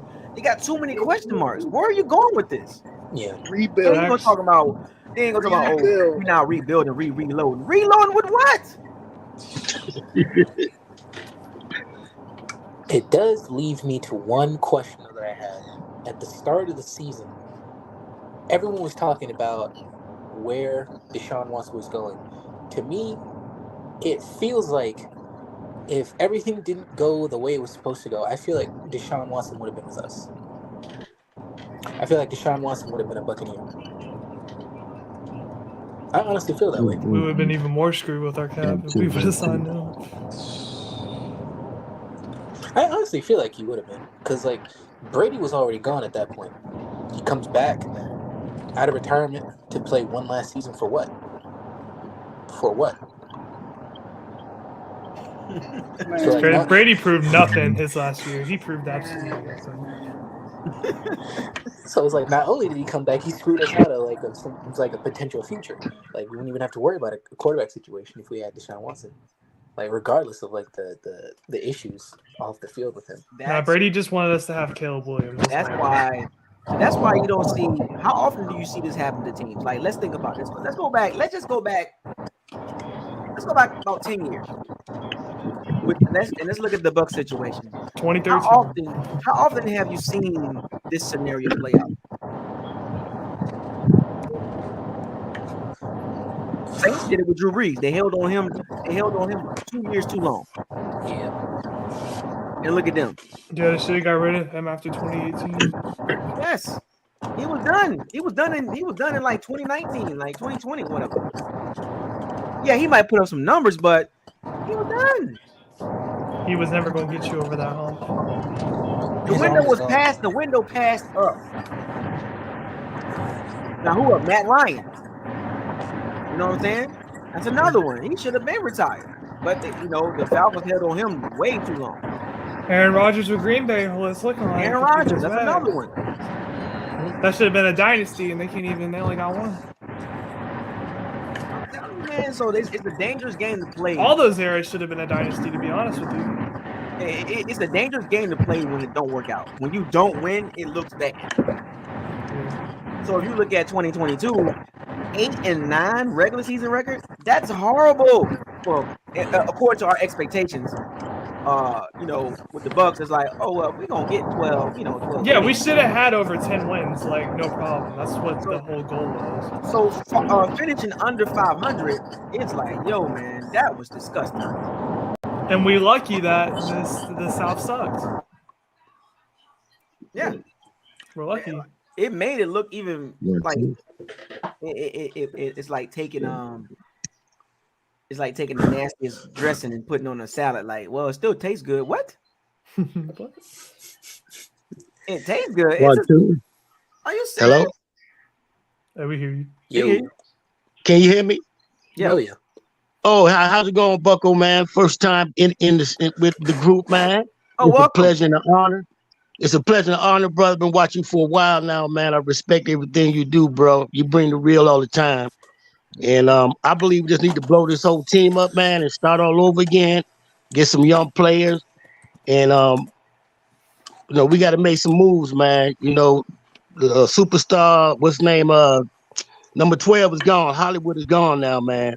The cameras and all that big time stuff is over. We got to start all over again and rebuild, man. We got to work within the trenches and just start all over again, man. I've been a fan since 1976, man.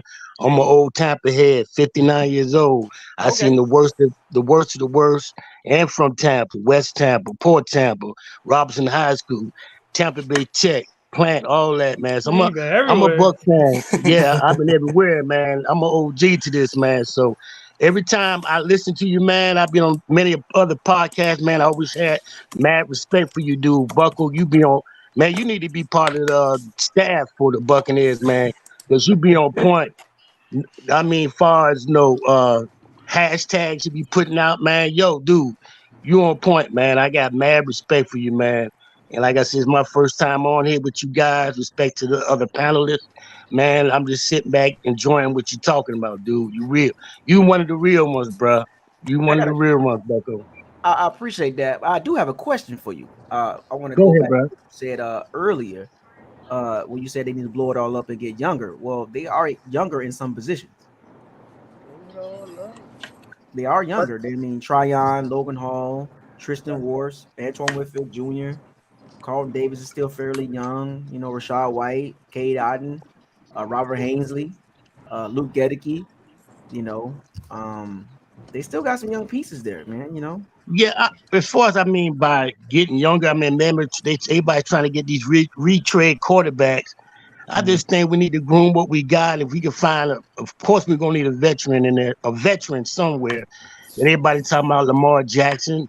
If you get him, who you gonna keep on your team? I live in Atlanta right now, and Atlanta said, "Oh, I hope we get him." I said, "Yeah, y'all get him, but somehow somebody else want to get paid too. That's a lot of money, man." Mm-hmm. I was just in Atlanta yesterday.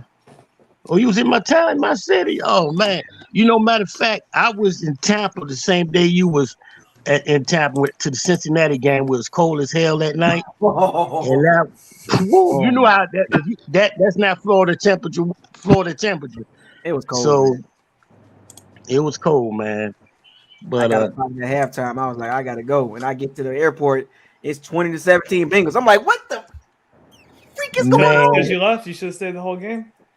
You know, but let me ask you this, Smitty. The Leonard Fournette situation. Are you surprised?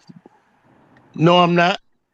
No, I'm not, man. Lenny knew he was gone, man. Lenny knew he was gone, and he knew the sidekick Tom Brady was leaving. He knew that it was his time, man. He knew it, man. I'm not surprised at all, dude. I'm not surprised. Mm-hmm. So I think what's also crazy too is like Canales, when he had his press, he never talked about Lenny. So he was all for Rashad. So I feel like even Canales had some idea that Lenny wasn't going to be there either. Like I said, for the last several videos, excluding this one, I was talking about the running back situation. Yeah, I'm all for the trenches, but I also brought up the running back situation. I was like, the Bucs can use a younger, more explosive running back with Rachaad White. True that. Rachaad White is a third down running back. Like, he's a pure third down running back. Now, I'm not saying he can't do the the bulk of the carries, but I'm saying just by watching him, he can be like really, really, really, really, really good at third downs. Now as far as being that guy, I don't know, but I know from what I see, hashtag what does your eyes tell you? I know he can be a very good third down running back. I mean, tough. That's funny you said that. It's funny that you said that. Hashtag what do your eyes tell you? It tells me they need to line the block for him. That's what my eyes tell me. He need to line the block. Mm-hmm. You know what I mean? Because the line, we were hit with a lot of injuries this year, man. And I seen some promise in the young brother, man. But we had a line that could really block for these running backs, man. I think we might see some action. No, would you feel comfortable going into the season? Let's for everybody. Would you feel comfortable in going into the season with Rachaad White and Keyshawn Vaughn as the I didn't mean to laugh. You said Keyshawn Vaughn, man. I mean to laugh, dude. I'm not even laughing, man. I'm gonna be honest with you, Buckers. I think we're drafting another running back. Oh yeah. Oh hell yeah. Oh heck yeah. I'm sorry. I know. I don't even think Keyshawn Vaughn gonna be the second. What round though? What round do you think? I don't know. Maybe third, I guess. I'm gonna do it early. I'm gonna do it before the free agency mock draft, like before free agency starts. I'm gonna do a mock draft. I'm gonna do that, and then, but actually, I looked at it like this. So I wanted to wait till after the combine. Combine starts tomorrow. How long is it? It's 4 days long, and I wanted to wait till after the combine to do a mock draft. By the way, and I'm gonna do that. Which is before free agency. And then when free agency hit, I'm going to wait like a couple weeks after that, some moves being made by some other teams, and I'm going to do another mock draft. March 15th, right? Right. And then right before the draft hits in April, the end of April, I'm going to do the final mock draft. So I'm going to do 3 mock drafts. 3. Where's the draft at this year? 19. No, where's the draft at? Kansas City. Kansas City? Kansas City. What's some free agent running backs that's available that you guys think it might fit into Canales' scheme? The free agent running back right now. Well, first and foremost, you got to look where he came from. Joe Mixon might be a free agent running back. If they can't restructure. Isn't one? Yeah, they can't restructure. He might be. Isn't one of the Cowboys running backs a free agent? Yeah, Tony Pollard. Yo, I would put Tony Pollard and Rachaad White. I can't lie to you. I think we just need another explosive running back. We do. Tony Pollard can give us that. We need another guy that's like, man, that dude is juiced. He juiced up. We was one of the slowest teams in the NFL. Period. We had to rely on 10, 11, 12 play drives. Yeah. Like, damn, can we get some And seven? it seems like we're gonna be a run heavy team this year. From like I what? think that from what I read, they said wide zone run scheme. Yeah, that's what I saw, man. I saw that the same thing. Wide So- zone run team. We definitely need a running back. And if you're running a wide zone, scheme, if that's the case, your lineman got to be agile. Remember now, the Bucs, they didn't really have a run scheme. They kind of just out of a shotgun a lot. Yeah, it didn't even feel like we practiced. Yeah, Like, That was shotgun gonna be my draws. next question. Do we have the linemen to run the scheme he wanna? You know what I mean? The scheme he wanna run. Right. We Right. got Wirfs. We ain't gonna have Donovan. I think Wirfs is like the only like agile one we have because like Shaq Mason's too small. He won't be able to pull. Well, he can't. Yeah. Well, and see, here's the thing about Shaq Mason. In Georgia Tech, they ran the wishbone, right, or the triple option, and so it was a lot of cut blocking because he's small, he's short, he's 6'1", 305 pounds, 310, something like that. So he's small, short arms, so he gets away with leverage. Yeah. But when you're running a wide zone, he has quick short area quickness. So you do need guards that can kind of move, but also they need to have some wingspan and some power. And he doesn't have that. Now the Bucs can move on from him and save $8.5 million, I believe. I just don't know who they would replace him with. Right. So Osiris, was it Osiris Florence, the tackle from Florida. If he's there, I can see them moving Wirfs to the left side, and they could draft because I don't know who they're going to put at right tackle, but they've been talking about. No, I would literally try. I'm sorry, I didn't mean to cut you off, but I would. I would literally try Luke Gedeke there. Yeah, he played his best ball in college at right tackle, didn't he? Yes, I would put him at right tackle. I would try. Yeah, I would try that. His natural position. Right. So you got two young tackles. You got Hainsley. You can put him at guard, right? And if you decide to keep Shaq Mason, okay, you got to restructure his contract. Extension, to lighten the cap hit up. I don't know if you want to do that. You know what I'm saying? Because if a guard is there, it's like, well, I'm gonna take him. I'm gonna take the younger player cheaper, right? Yeah, they'll probably do some. They'll probably think about his contract after the draft to see. You can walk away from Shaq Mason and save $8.5 million. Like you can walk, bruh. It's a no-brainer. You're right. You're right. No, they're going to keep Leverett at guard. Yeah, but that's what I'm saying. If you move on from Shaq Mason, not saying that the Bucs will, but if you move on from Shaq Mason, the oldest guy on your O-line will be Ryan Jensen. Everybody else is young. That's what you want. Yeah, that's not bad. I think Jensen got like 1 or 2 more years.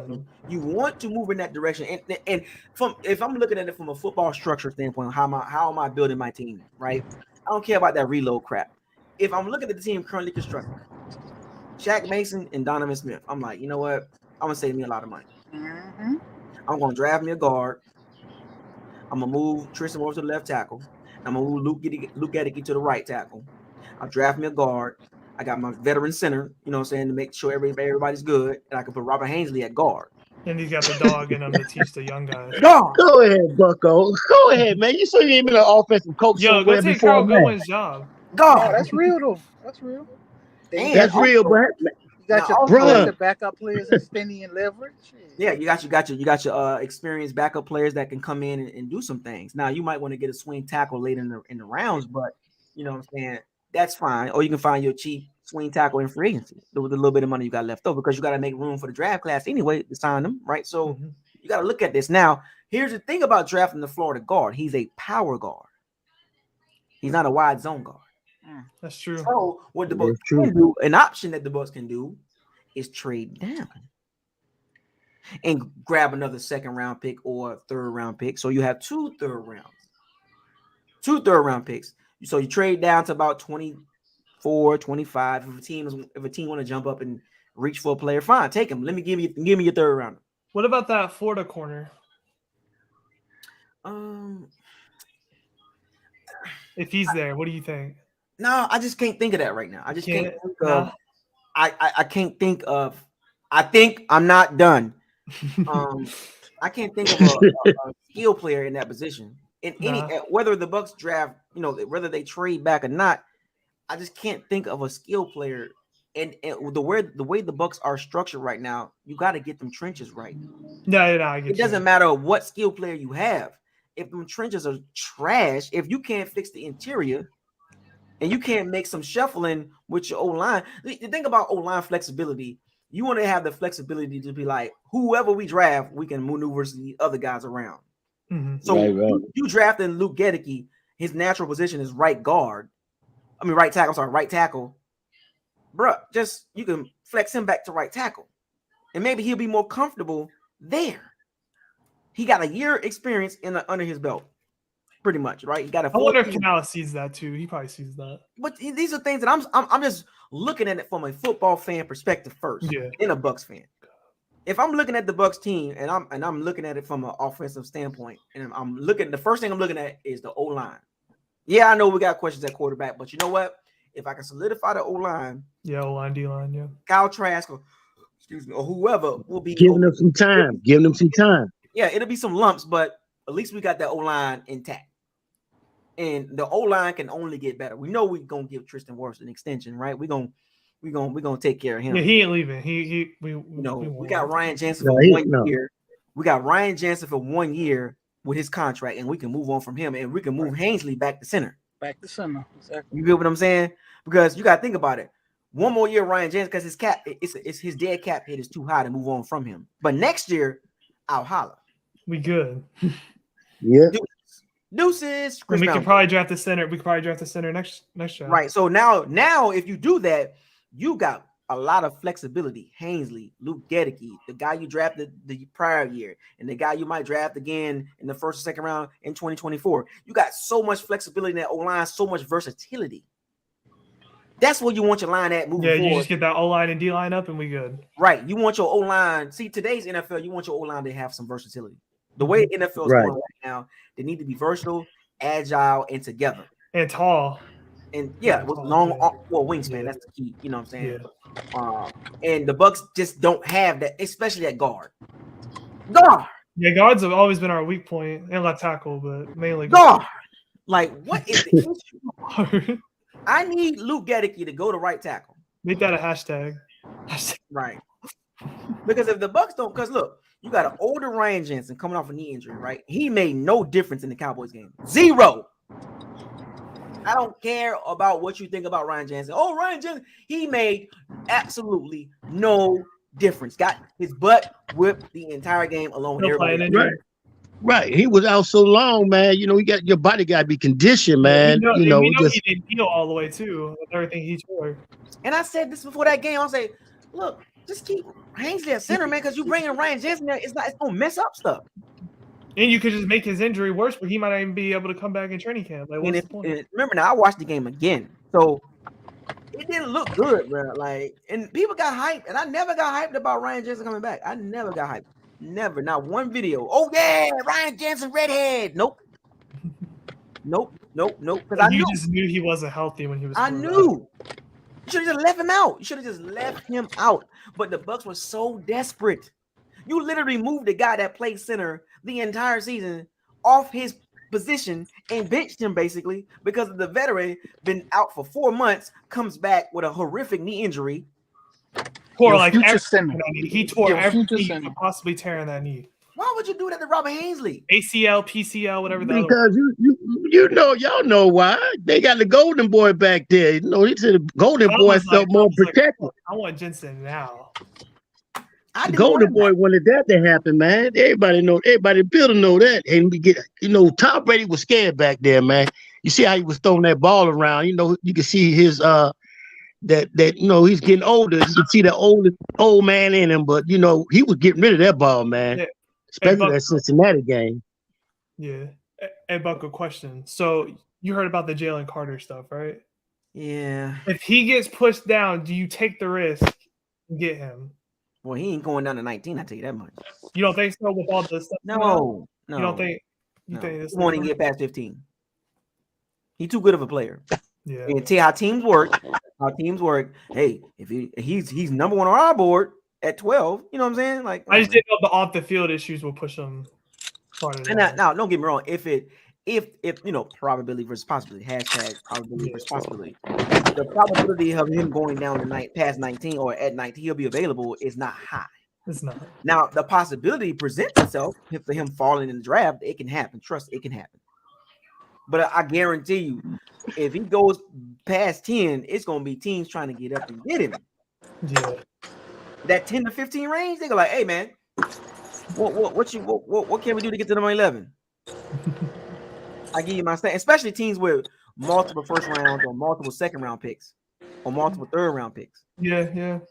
They're gonna be like, look, we can give up Chicago might go crazy this draft. Yeah, we can give up a 2024 second round pick and a fourth round pick to go up to and our first round pick to go up several spots and jump in front of the Bucs and whoever else and get Jalen Carter at 12. Yeah. Remember, the Bucs traded out last year because Jermaine Johnson got drafted by the Jets, and then the Bucs was like, "I'm out." So man, I stayed at the stadium that whole night just for them to trade back. The way it was playing. I'm sitting there, okay, Derek Watt. Oh, Jermaine Johnson. Why is he? Oh, you know what? And then here come the Jets. Traded in front of, and we're gonna take Jermaine Johnson. Oh man, y'all got Quentin Williams from us that draft. Why can't you just let us have Jermaine? I was like, man, the Jets. They did it again. They stole 2 D linemen from us that we might have got too. I was like, oh my if god. Quentin Williams was on the board, I don't think we would have drafted White.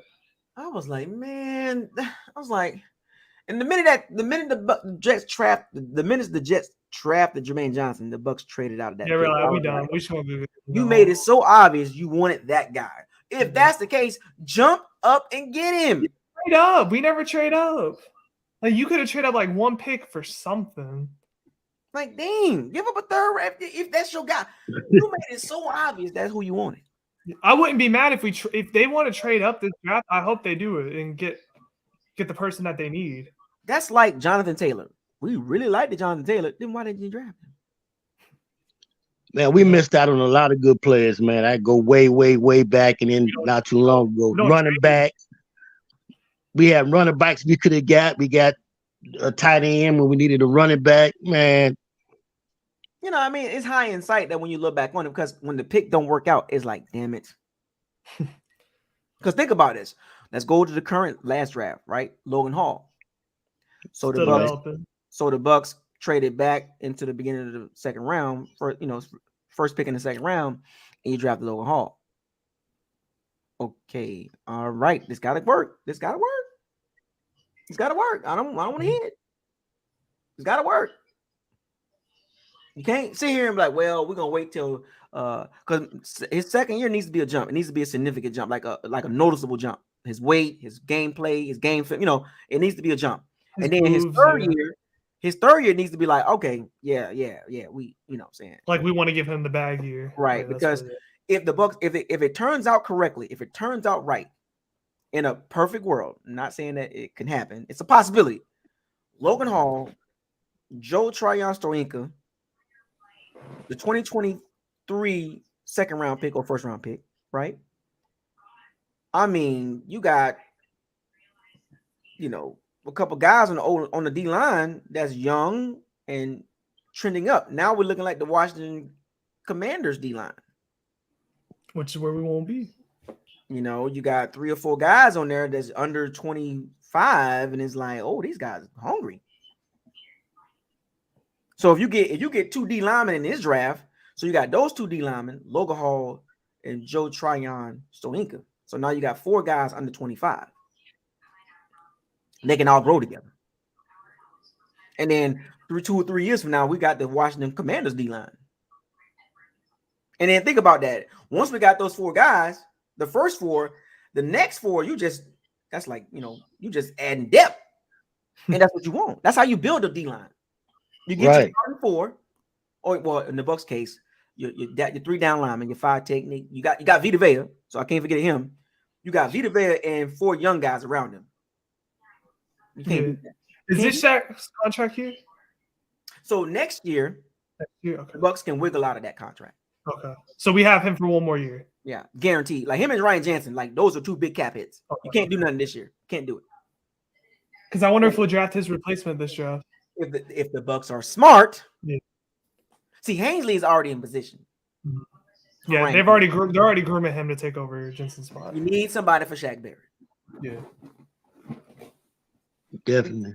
You gotta get somebody there. No offense to Shaq Barrett, but he's 30, coming off a knee injury. And yeah. Is he coming? Is he coming back? Yeah. So Yeah, he's coming back this year. the thing about it, He- and I'm gonna be real with y'all. I know this might be a crazy take, and I don't do a lot of crazy takes, but he has trade value. You think so? I'm gonna tell you why. Super Bowl. Yeah, teams that need guys like Von Miller just got a bag. Yeah, but Von Miller playing a hell of a lot better than Shaq. Yeah, that's Von Miller. That's Yeah, but I'm ain't just, no I'm just shit. saying, my point is if Okay, Shaq comes okay, back, okay. if Shaq comes back and plays, and Buck, like, think about it, if the Bucks are losing, right, and he's playing well, but the Bucks are just losing. What do you do? Oh yeah, What do you you trade do? him for that. There you go. If another team can take his contract. There you go. What do you ain't finna Yeah. keep him, man. You know where you're going at. You ain't going No, nowhere. if they do draft his replacement, that's a more likely probability. Right. So remember, the trade deadline is during the season. Yeah, like September. Yeah. Right. It's November-ish. Oh, it's November. Yeah. Oh yeah, Like early November, or like late October, early November, somewhere up in there. And if the Bucks are 3-7, record, yeah, like not. Yeah. You said 3-7. and Shaq Barrett playing well, but the Bucks just not. Yeah, you got they're like not going 6, 7 sacks. Yeah, anywhere. Yeah, they're not going anywhere. It's like, hey man, he just can't get injured. He's injured Anybody interested? We'll take a third round. Yeah. A contender will take him.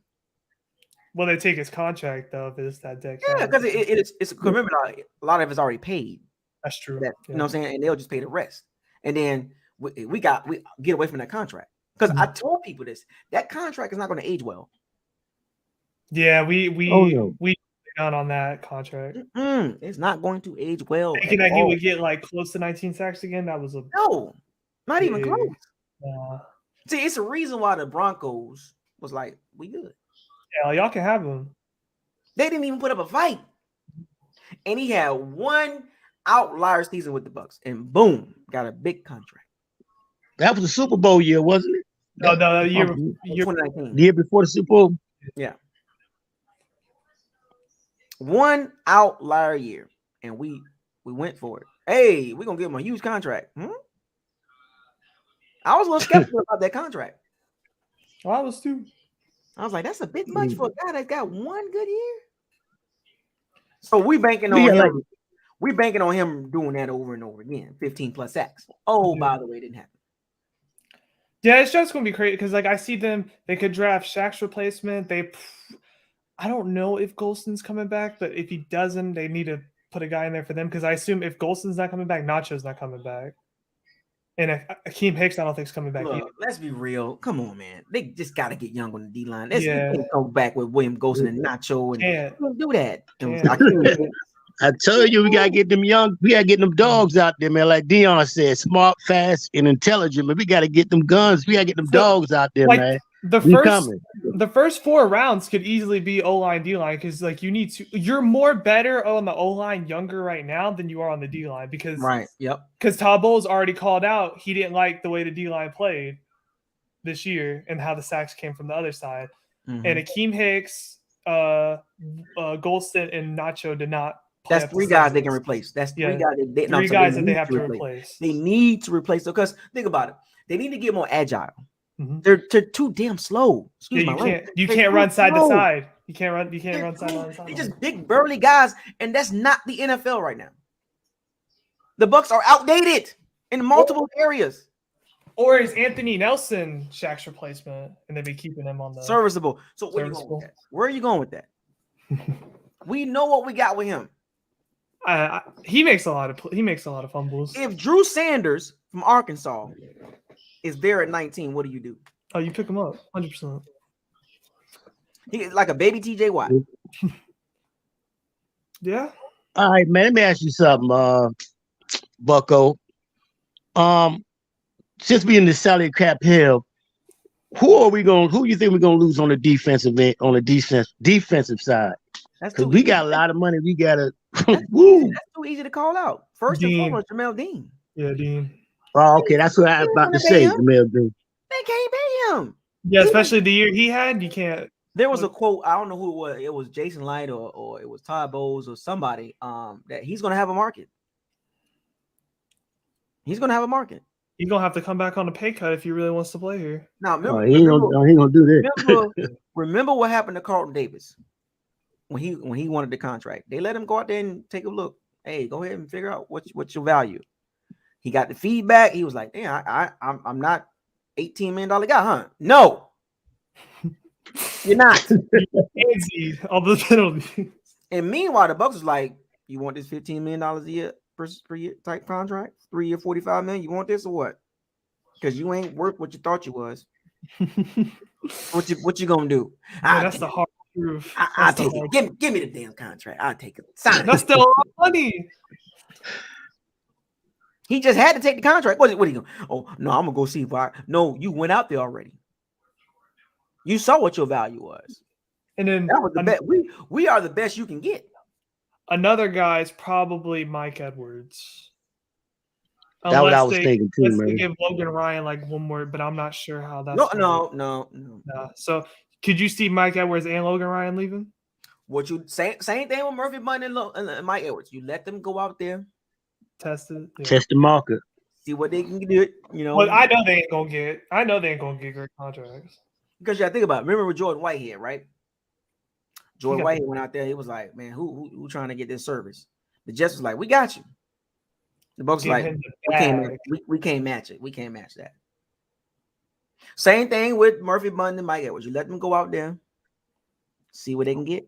And if they're not satisfied, you be like, "Hey, we got this." Like with Murphy Bunn, I'll use him as an example. Hey, Murphy Bunn, you know, we like you. You know, we would like to have you back. You know, in the circumstances play out right, but you know, go out there and see what you work. But meanwhile, the Bucs got a contract, like a 1-year contract, just like, hey, you know, 1 year, $7 million. You know, let you prove it. Maybe we'll give you a bigger one. You know what I'm saying? You want a bigger contract? We got you. You know, because some the $35 million from Tom Brady coming off the books next year. You know what I'm saying? So it's like, hey. Yeah, if you just wait 1 year, we could get you. 1 year, we can give you the bag, but you got to come back and prove yourself. Because, you know, Jamel Dean going to be gone, so you can come right in there and yeah, you already know the system. You can slide in right on the outside. You can start. You know what I'm saying? And in Mike Edwards' case, hey, look, man, I know we put you to the side for Logan Ryan. It was a 1-year deal. We moving on from him. We getting younger, but we still would like to have you a part of the defense. Well, go out there and test the market, see what you can get, and we got another 1-year deal for you. You know, let's like Murphy Bunn. We got a 1-year deal for you. You know, see what you can do. You want to come back for that $1 million, you know, 1 year, $5 million, you know what I'm saying? What's up? Holler at us if you're interested. If not, we appreciate it. You know what I'm saying? We're moving on. I think Edwards can have a decent market because he has ball hawk mentality. Yeah, but he doesn't make a lot of game changing plays though. That's true. That is true. You know? I could just see the team wanted him as like kind of like a backup role. Like if you slide him in, you might get an interception because he can get those for you. So I think he's slow too. I think he's slow. Yeah, he's slow for a safety. He's slow.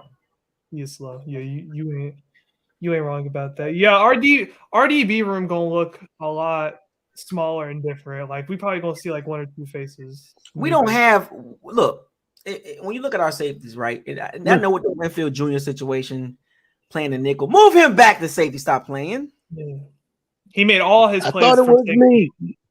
All them plays. All this tinkering, and we're gonna put him in the slot, and Logan Ryan gonna that's a wrap. It's sad too because we had to put him in the slot because he was the best slot corner that could play. But he has cornerback instincts, but his IQ watching from the center field is much better. When he's back there, he watches that quarterback's eyes. He already knows without to go down. So he plays his best. He's elite at the free safety. He's okay at just slot. like his dad. He's okay. No, his dad was a better slot guy. Yeah. You know, Antoine Winfield Sr. was better in the slot. Now, Antoine Winfield Sr. started out on the outside. See, Winfield Jr. didn't start on the outside. Yeah. He started out straight safety. Because in Minnesota, he played cornerback. Mm-hmm. You know, but when they look at the tape and the combine and all, they put everything together, it was like, nah, he'll be better in the center field because his instincts. Yeah, so yeah.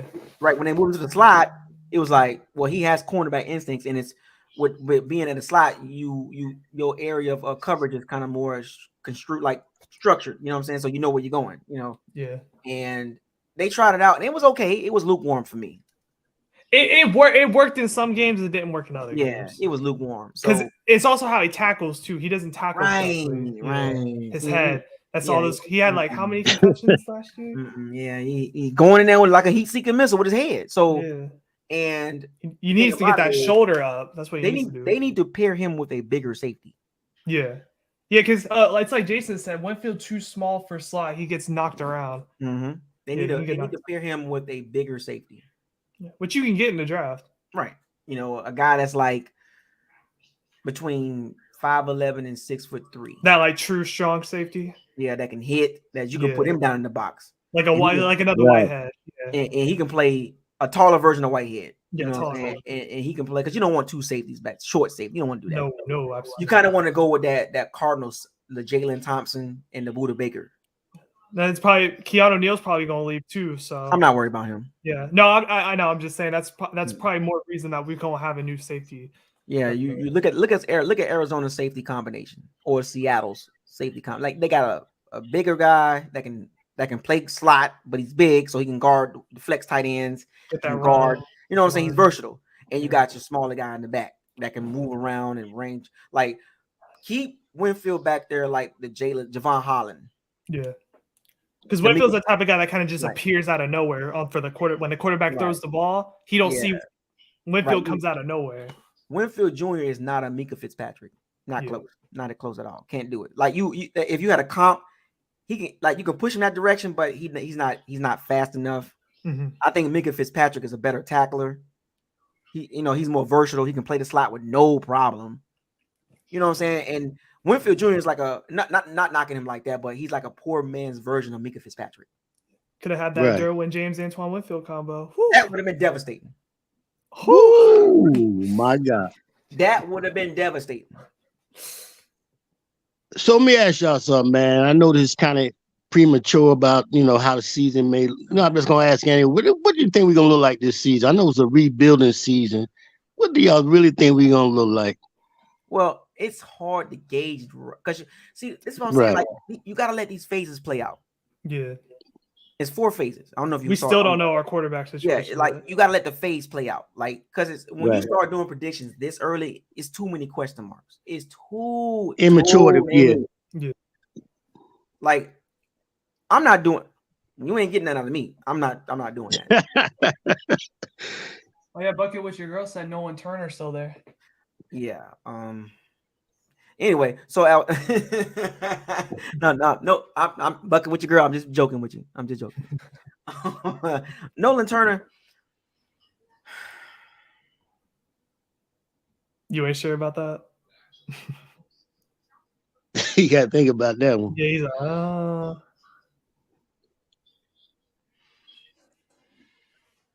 no dice. No dice. What you want me to say? I don't know what I want you to say, to be honest. I mean, you guys can say I'm not. She means that's backup. She means that's backup. I had nothing to say on that one, bro. I mean, gotta find something. Sometimes you with a man with many words, man. I be, special teams. Man, there you go. 17. Special teams. And I don't like that. No. If our cornerback situations, when I'm thinking of it, Carlton, SMB, Zion, yikes. That ain't world beaters. That's definitely not scaring no QB. So in other words, remember things kind of flipped. The Bucs pass defense, was pretty good this past season. This year, yeah. And the run defense was pretty bad, but we was always known for bad pass defenses. Mm-hmm. Numbers don't lie. Tape don't lie. So if you go into the season with Zion and Carl Davis and Murphy Bunn on a 1-year deal, him in particular, you would want to hope that Zion McCullough steps up. He has to have a drastic change from his first year. Yeah, he's gonna have to, man. This will be his 3rd year, right? Second. Second. Yeah. And he did And- not play. He was a rookie. He was a rookie last year. Meanwhile, for every year that passes, there's new guys that come in. Mhm. Now think about every guy that come in this year is a year younger and drafted after he was drafted. So like the 2023 class, he got one leg up on them, or one year already in his belt. So you consider you 1 year ahead of them. Now you got these rookies coming in, and if anything looked like last year, like you got like several rookies coming in from round 1 to round 6 or 5 or 6, jumping in there and playing well. Like, God damn it! Like what are we doing here? Yeah, if we gonna have them 3 at corner, we gotta have the world beater safeties. That's what I'm. Once Yeah. again, now a name did come up, Brian Branch. Very versatile. Kind of like Lewis Sign. Mhm. Like he was a guy that the Bucs was looking at last year. Minnesota drafted him. Remember, Harrison Smith is older. You know what I'm saying? So Yeah, they have to get his replacement. Lewis Sign looks pretty good. He's a big safety, bigger safety.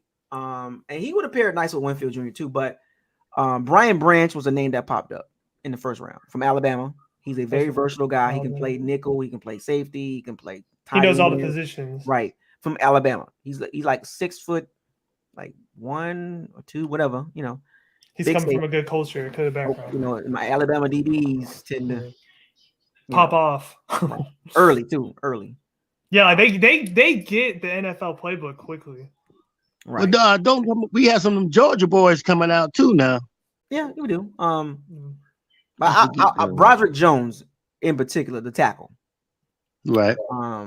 If you're speaking of Georgia boys, I'm looking at him for the Bucs. I've been seeing a lot of mock drafts with us picking him up. So, and I haven't even been looking at the mock drafts. I'm just watching tape and just kind of like him Most right mock there. drafts he's fallen to us. Him right there. Him, the big guy.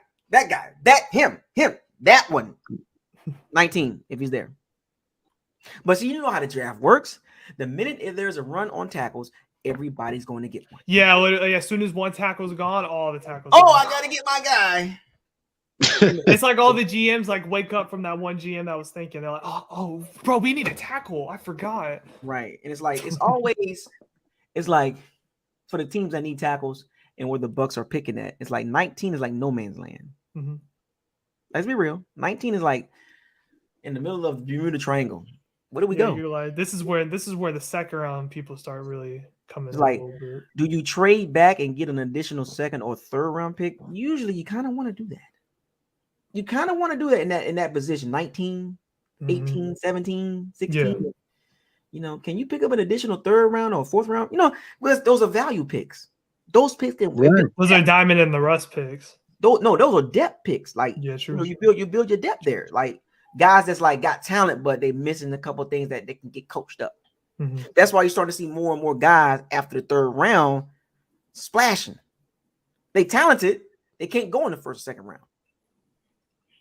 The third rounds are fringe guys. Those are talented guys, but there was something going on there, like off the field, or maybe he was a little injured, a little bit too much. Even that Chiefs running back, right? You know what I'm saying? Like, we can pick him in the third or fourth or fifth round. Mm-hmm. He's just as talented as the first and second round, but the risk factor is too high in the first and second round. Yeah, sometimes like the off the field issues really be. You want guys that can contribute. See, first and second round, you want guys that contribute right away. Starters immediately. Yeah. Right. You want them to like no issues. Like go in there, take this guy position. Like you in college, go. Right. Boom. But see, back in the day, first round picks was like that's where you got to get your starters at.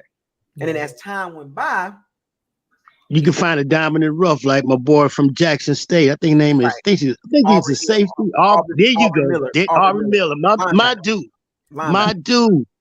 And so I've been watching. Like I said, I'm already starting my little tape watching and stuff and paying attention. So when second round picks start becoming more valuable, but second round picks are like first round picks. I need you to start. So that's why when you look at Luke Gedeke and Kyle Trask, it's like, yo, man, like, bruh, like you can't miss on that, man. You can't. You ain't got time for developmental guys in the second round, especially when you're on the hot seat, right? And look, Logan Hall, top of the second round, is like, man, look, second year, man, I need you to flash, man. Yeah, you better see some weight on you. Right, that's 3 second round picks. That's Trask, Luke Gedeke, and Logan Hall. Oh, if you go by the first year, that is not a good second round pick that you could use. Yikes! And But look, I believe that, not to cut you off, man. I believe the Bucs might go that route. They might go back, man, to pick up some extra picks, man. We need some defensive ends. We got exposed this year. We saw the issues. We didn't have no depth. No. And we all knew that too. That's what's crazy. We all knew we And didn't. then after Tom Brady and his situation, and then Julio, and just with no chemistry, and then we lost. The line was getting jacked up, man. It was a sad year, man. The more and more I think about it, if they can't get the tackle, or if they can't get their D lineman or tackle at 19, I would suggest, the more and more I'm thinking about this, if you can't get the tackle, Broderick Jones, or D lineman from Georgia Tech, because his name is skyrocketing, his name is shooting up. Right. His name. They talking about my boy. Yeah. This combine gonna change. Yeah. So I'm like, if he can fall to 19, because see, right now they got him late first round, so that's good for us. If you got him round in late first round, and 19 is not a reach, because late first round they can go from middle of the first round to the back end of the first round. I go like 15 to like right. So those 29, players, the separation from those players are not like huge. You know what I'm saying? Those guys are first rounders, but it's like, what's your need? You know what I'm saying? If you think you could trade back and still get him at 22, go ahead. But be careful doing that. You know what I'm saying? Because the team might like him and be like, oh, they traded back. Because, they got to think about this. When you look at draft teams, you got the GM. I love to use this word, the GM and the minions, the lieutenants, right? And then you got those other guys. Their job is to find out what other teams are looking at the combine. Then to report back. I need you to go out there. It's like pigeons. You throw them out there with a note. Hey, take this over there and get me some information. What are the teams between 12 and 18 are doing? What are they? Get your feather and your ink out and the start. Right. And so in the combine, that's what they're doing. The GMs are talking to the other GMs. They just trying to pick brains and what you think you're gonna get this year. Jason like talking to Snyder. He's talking to Ron Cartwright. He's talking to GMs. Talking about trade potentials too. Right. And then you got the lieutenants, the minions. You know what I'm saying? Hey, I need y'all to go around and just kind of just gauge what's the feel around what teams are doing. Talk to some reporters. Eavesdrop. Right, eavesdrop. Be around. And when you assess the combine, after the combine, you take your notes. Hey, collection, Infinity Gauntlet. I need all my notes. All right, and that's when you get your draft board ready. You got your number one player. You gotta even the guys that you can't get, you still got to put them on your draft board. You know what I'm saying? Because just in case, if a situation comes like the Jalen Carter situation, if he drops out of the top 10 and the Bucs are at 19, it's like, do we want to give up our first round pick this year and a second round pick next year and a fourth round pick next year to go from 19 to 12? Would you take Jalen Carter over that Georgia Tech running or Georgia Tech D lineman? I'm going with value. I'm taking the Georgia Tech guy. Okay. I don't want to give up, asset. Okay. Yeah, I get too much. Now, if you can only give up one, you give up your first round pick this year and a third round next year. That's not too much. You're going up several spots to get a guy that's rated, top 10. That's like one of the best D linemen in this. Right. Yeah. So I can take that risk. But if a team asking, you can go to 12, but you got to give me your pick this year. You got to give me all your picks. And give them all your picks. You got to give me your third round this year, your first round this year. You give me your second round next year. That's crazy. That's insane. There's no way you say yes to that. Like if that's top 10, that's different. But we're talking about 12, 13, 14, 15. You ain't getting all that. Yeah. Especially like when we almost about to pick. Like no. Right. So I would take the Georgia Tech guy. Okay. Or Broderick Jones at 19.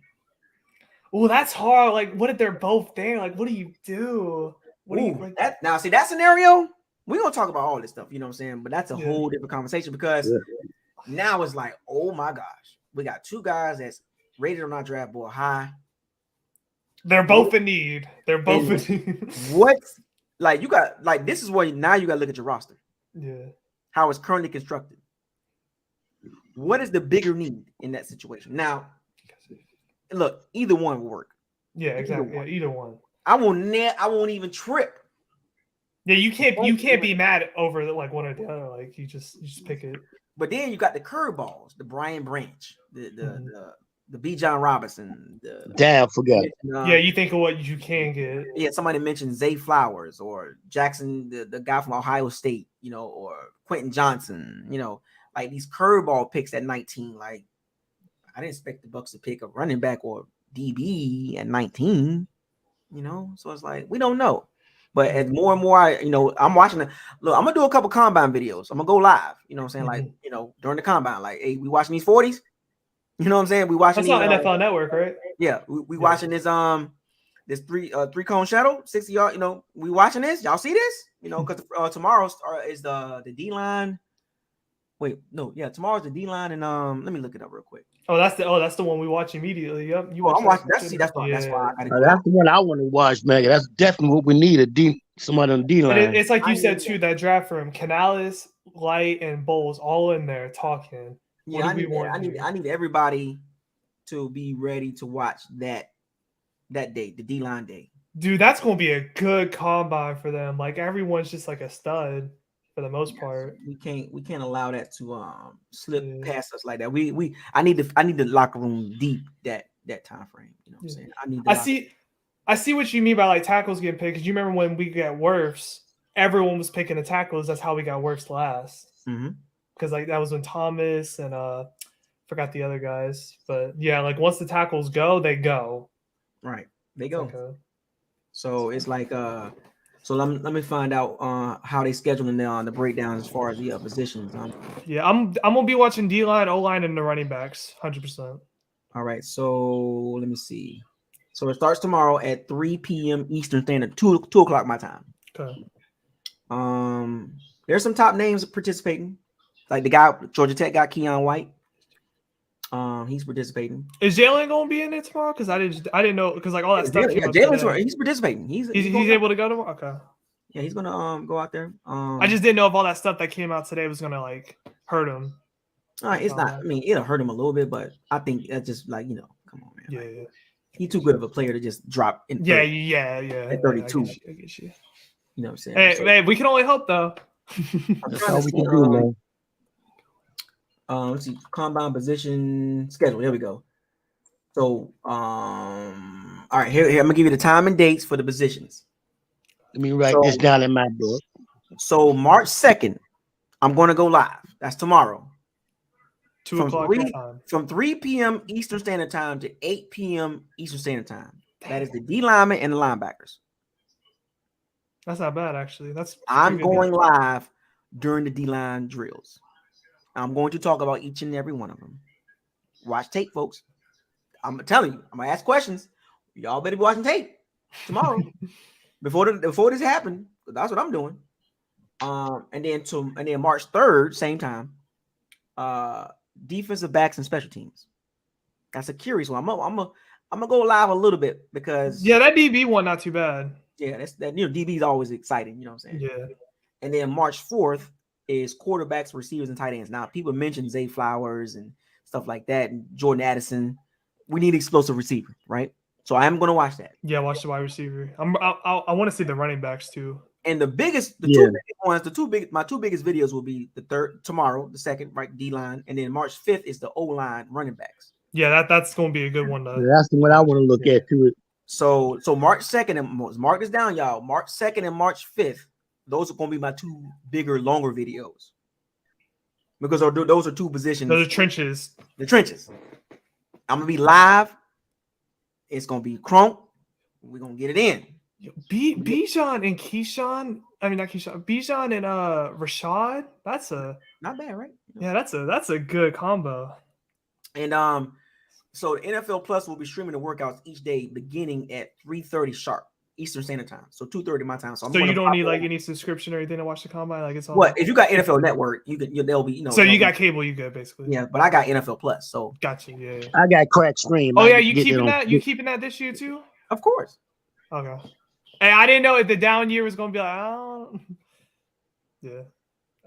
Oh man. I can't get season tickets this year. We're gonna be tight.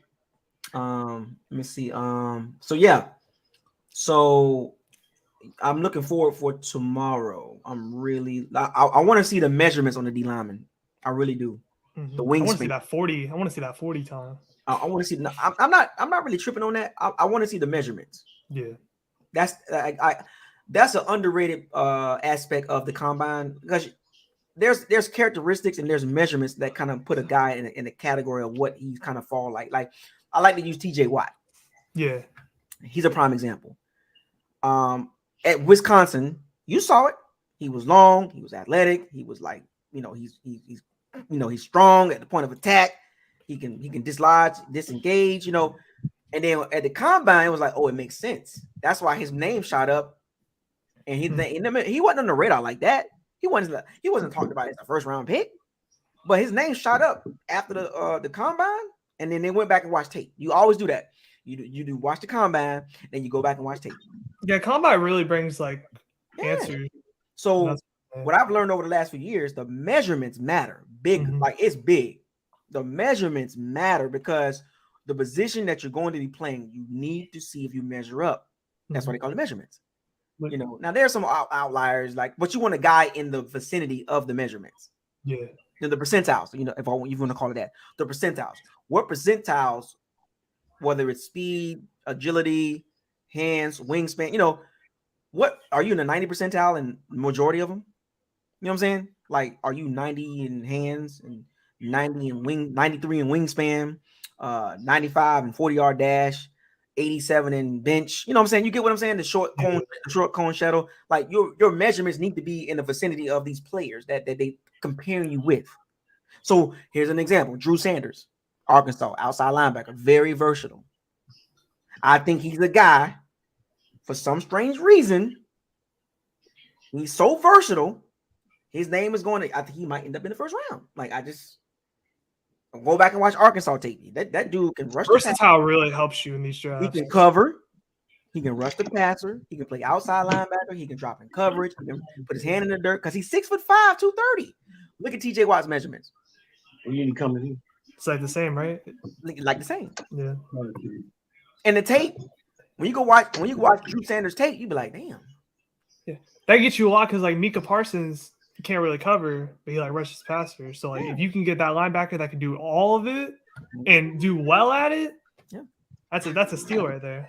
So I'm gonna carefully watch the D lineman. I'm literally gonna and see, now think about the linebackers. That's gonna include outside linebackers. So if you go 314, you better be watching tomorrow.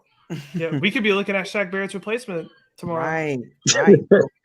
You don't want the Bucs to miss out on. There's going to be several guys that you're going to see tomorrow. You're going to be like, if he's there at 19. So when Keon White pops up and he's ready to run and bench and all that measure, I'm going to be carefully watching him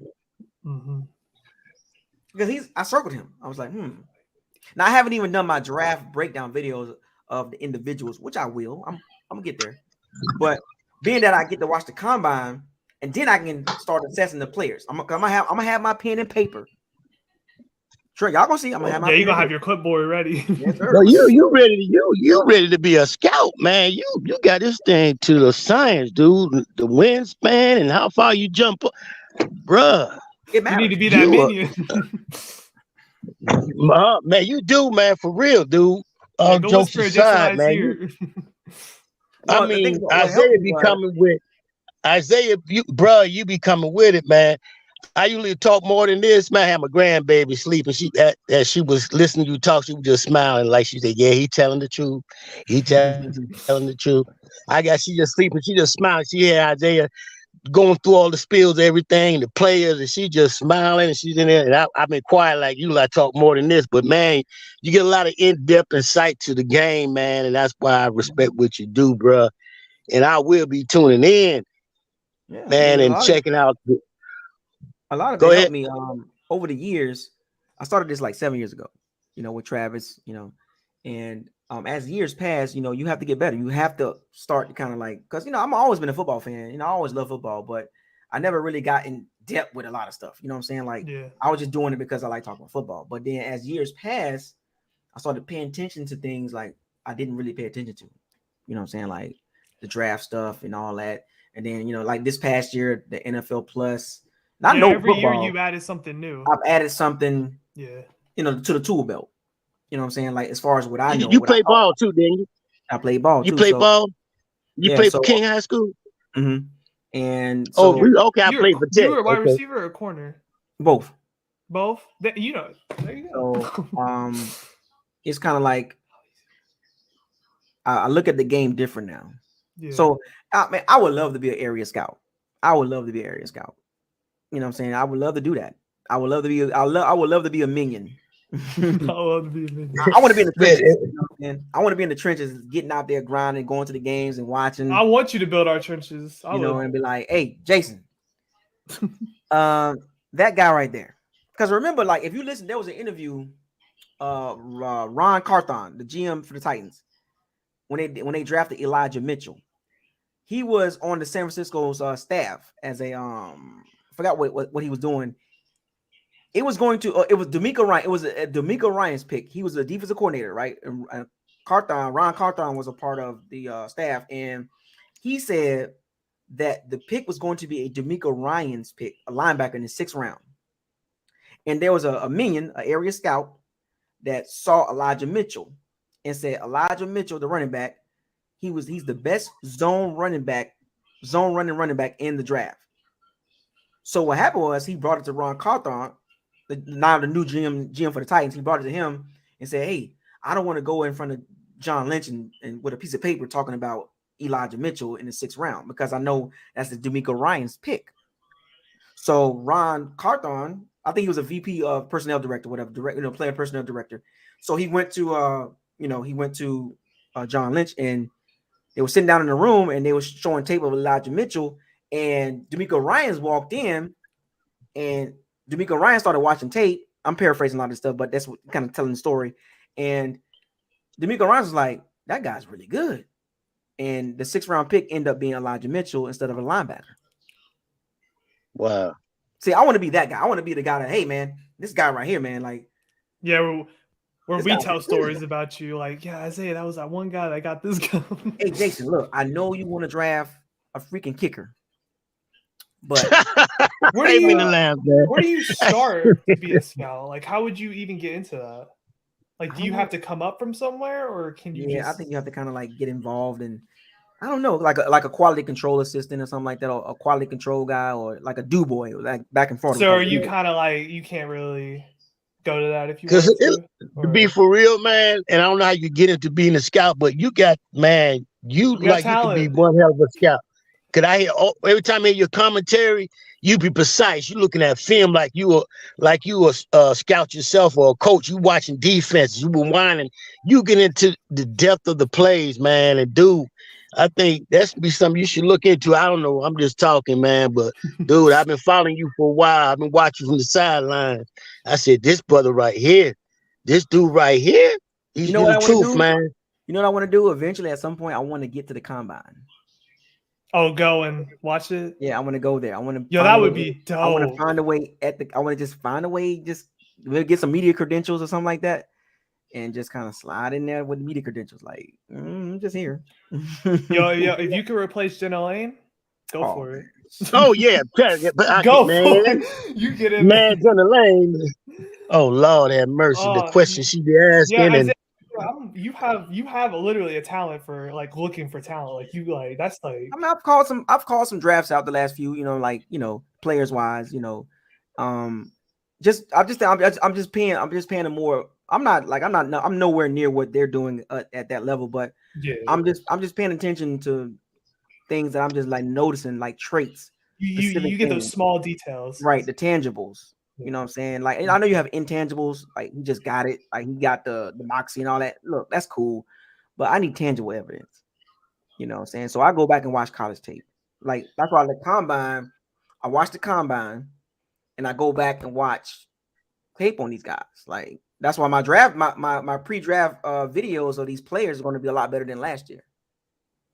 Because I did D lineman last year, Derek Watt and Jordan Davis. I did the Travis Jones and the Logan Hall. I did individual videos for those guys. So this year videos are going to be a lot better because I learned from those videos. So now I'm expounding upon. Now I'm going to do D line. I'm gonna add O line this year. You know what I'm saying? Right. You know, But I was those on are another podcast. I'm sorry. I was on another podcast, and I used one of your terms. What does your eyes tell you? I was telling them about. They were talking about the Carolinas. I said, man, they got at this time they had a good defense. I said, man, first I'm a Buccaneer. I'm a football fan. I like the Bucs, but sometimes I know where we need help at, and we can't beat everybody, man. So, what does your eyes tell you about this other team? They got some good plays on defense. With that being said, man, I look and I learn, man. I'm an OG, and I look and I learn, bro. And one day I'm gonna see you. The same story you telling me and the other brother here. We might see you up there. I said, damn, he made it. You got the passion for this, man. I hear it in your voice. You got the passion, dude, and I believe you could do it. And one day you're gonna be up there. I love football, and it's crazy because like when I the way I look at the game now is a whole lot different than I look at it back then. You know what I'm saying? Like you can tell in your videos too. Yeah, you could tell like my growth. Like if you go back and watch my old videos and just kind of like go back to 16, because I got them separated like 16, 17, 18, 19. You just go back and watch those videos and just start looking at how I'm talking. Because when I first came on, I wasn't talking like this. You can make a montage of it too, just like a 10-minute. Like, no, I remember, man. I watched you grow up. Man. I remember when your channel got taken away. You said, "Well, I'm back." So I watch you grow up, man. I watch you grow up, dude. Like I said, I've been on the sideline watching, young man. Maguire getting cut. Yep, I remember that Raiders video. game. I remember that video. Yeah, I remember that video. That was a horrible video, man. I had to sit there and justify that pick to some sort of way, like, yeah, Roberto Aguayo. Oh yeah, you did justify. You did try to justify. You would never justify it now. Ever. I've grown. Don't say that's the thing about I've grown. I've had like, if you notice, you never see me caught up in nonsense. Mm-mm. No, you don't. All these tabloids like back then. And see, I like the way how you have a lot of people on your guys that come on here, and as soon as it goes sideways, you bring it right back around where it need to be. When you see the chaos is going, you come back in and intervene. Though, let's go back to where it is. We're not gonna go there. We're gonna spin it back this way. And I said, this brother, you must have been in the military or something, bro, because you got some. Yeah, I was. I kind of figured that. You just did it all. Yeah. Oh, you too? Oh no! I'm just saying. No, I was in the. Oh, okay. Well, you was a Marine, Army, Navy. Okay. Yeah. So I've been to I've been over people. I've been over. I went to leadership school. I've been to in positions where I got to train people and instruct people. So I know how to I know how to connect the dots and bring it back around, and I can instruct people how to do things. I can learn something. I'm a fast learner, so I'm really good at code speed. So if you don't know if you know what that means, code speed is being able to identify things and be able to interpret what it is. So I can do that at a very high rate. So I'm able to get something and spit it back out where you can understand it and interpret it and learn it. You know what I'm saying? So me being around a lot of guys in the locker room, that's nothing to me. Yeah. Personalities and all that, that's nothing. And you already experienced that drill sergeant yelling at you. I can control that. All that reckless and all that extra stuff. I can.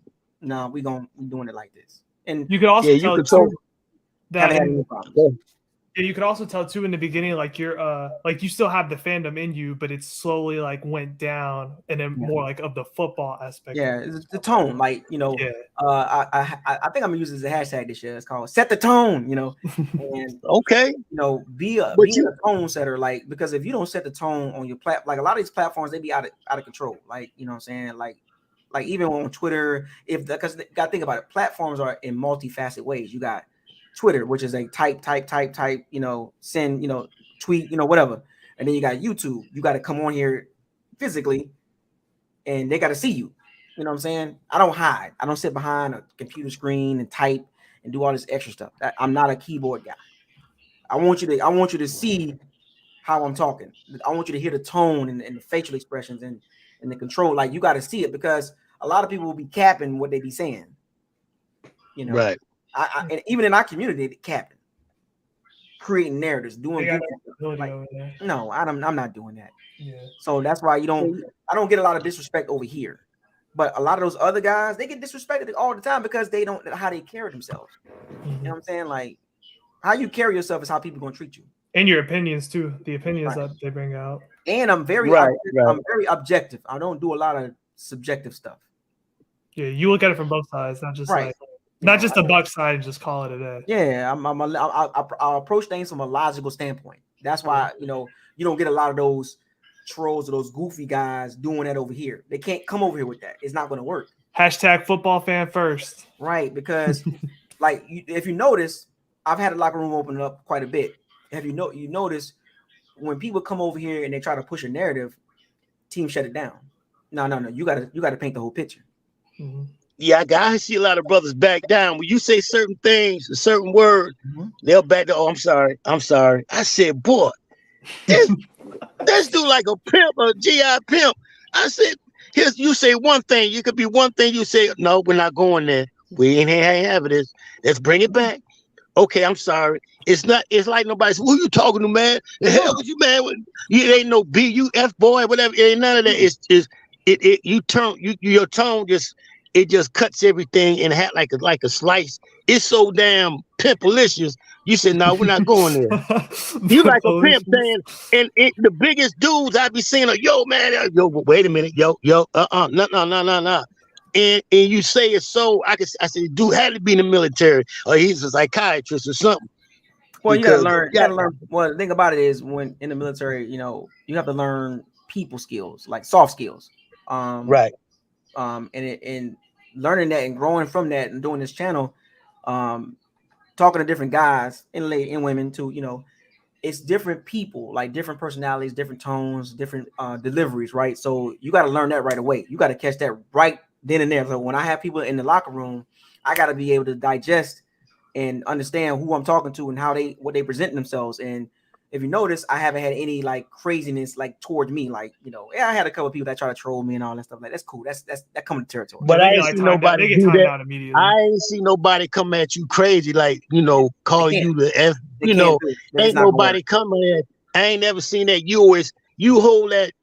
Only certain people could do what you do, man. They can't. It ain't gonna work. Like even trolling. Like I tell people all the time, when you try to troll, it's not gonna work. You wasting your time. And the shooter's already there. I got shooters. You know what I'm saying? My guys. You know, take you out. They get you out of here. You know what I'm saying? So, and let me make this announcement too. And I think it's gonna be good for the channel in the off season too.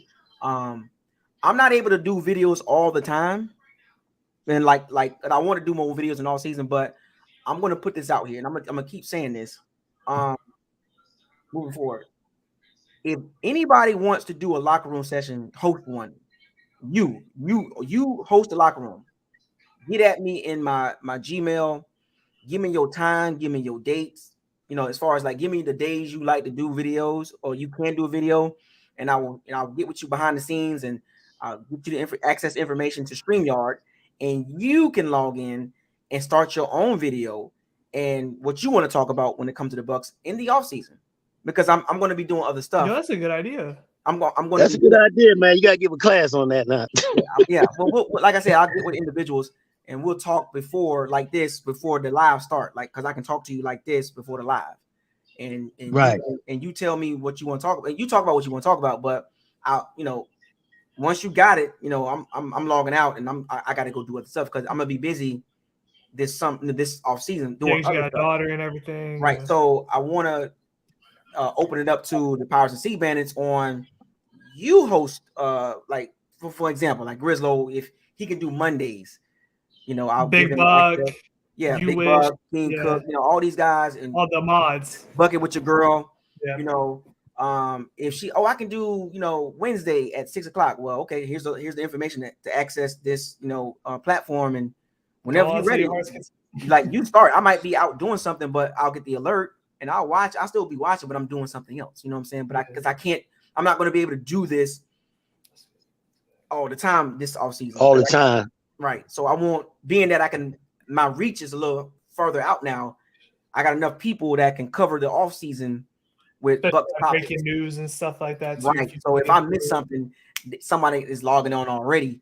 You know what I'm saying? Being that they know like once you get used to a consistent time, like a schedule, like it'll be like you'll see like I'm gonna use examples like you wish on Monday at 6:00 Eastern Standard Time, whatever, and you'll see Big Buck on Tuesdays, you'll see King Cook on Wednesdays, you'll see Grizzlo on Thursdays at particular times, and it's one a day, like one guy per day, not like two guys, but you got 7 days in a week, and I can get 5 or 6 guys in 1 week to do consistent videos, and then I can rotate them out. You know what I'm saying? Like if I get like 15 people that want to do videos, you know what I'm saying?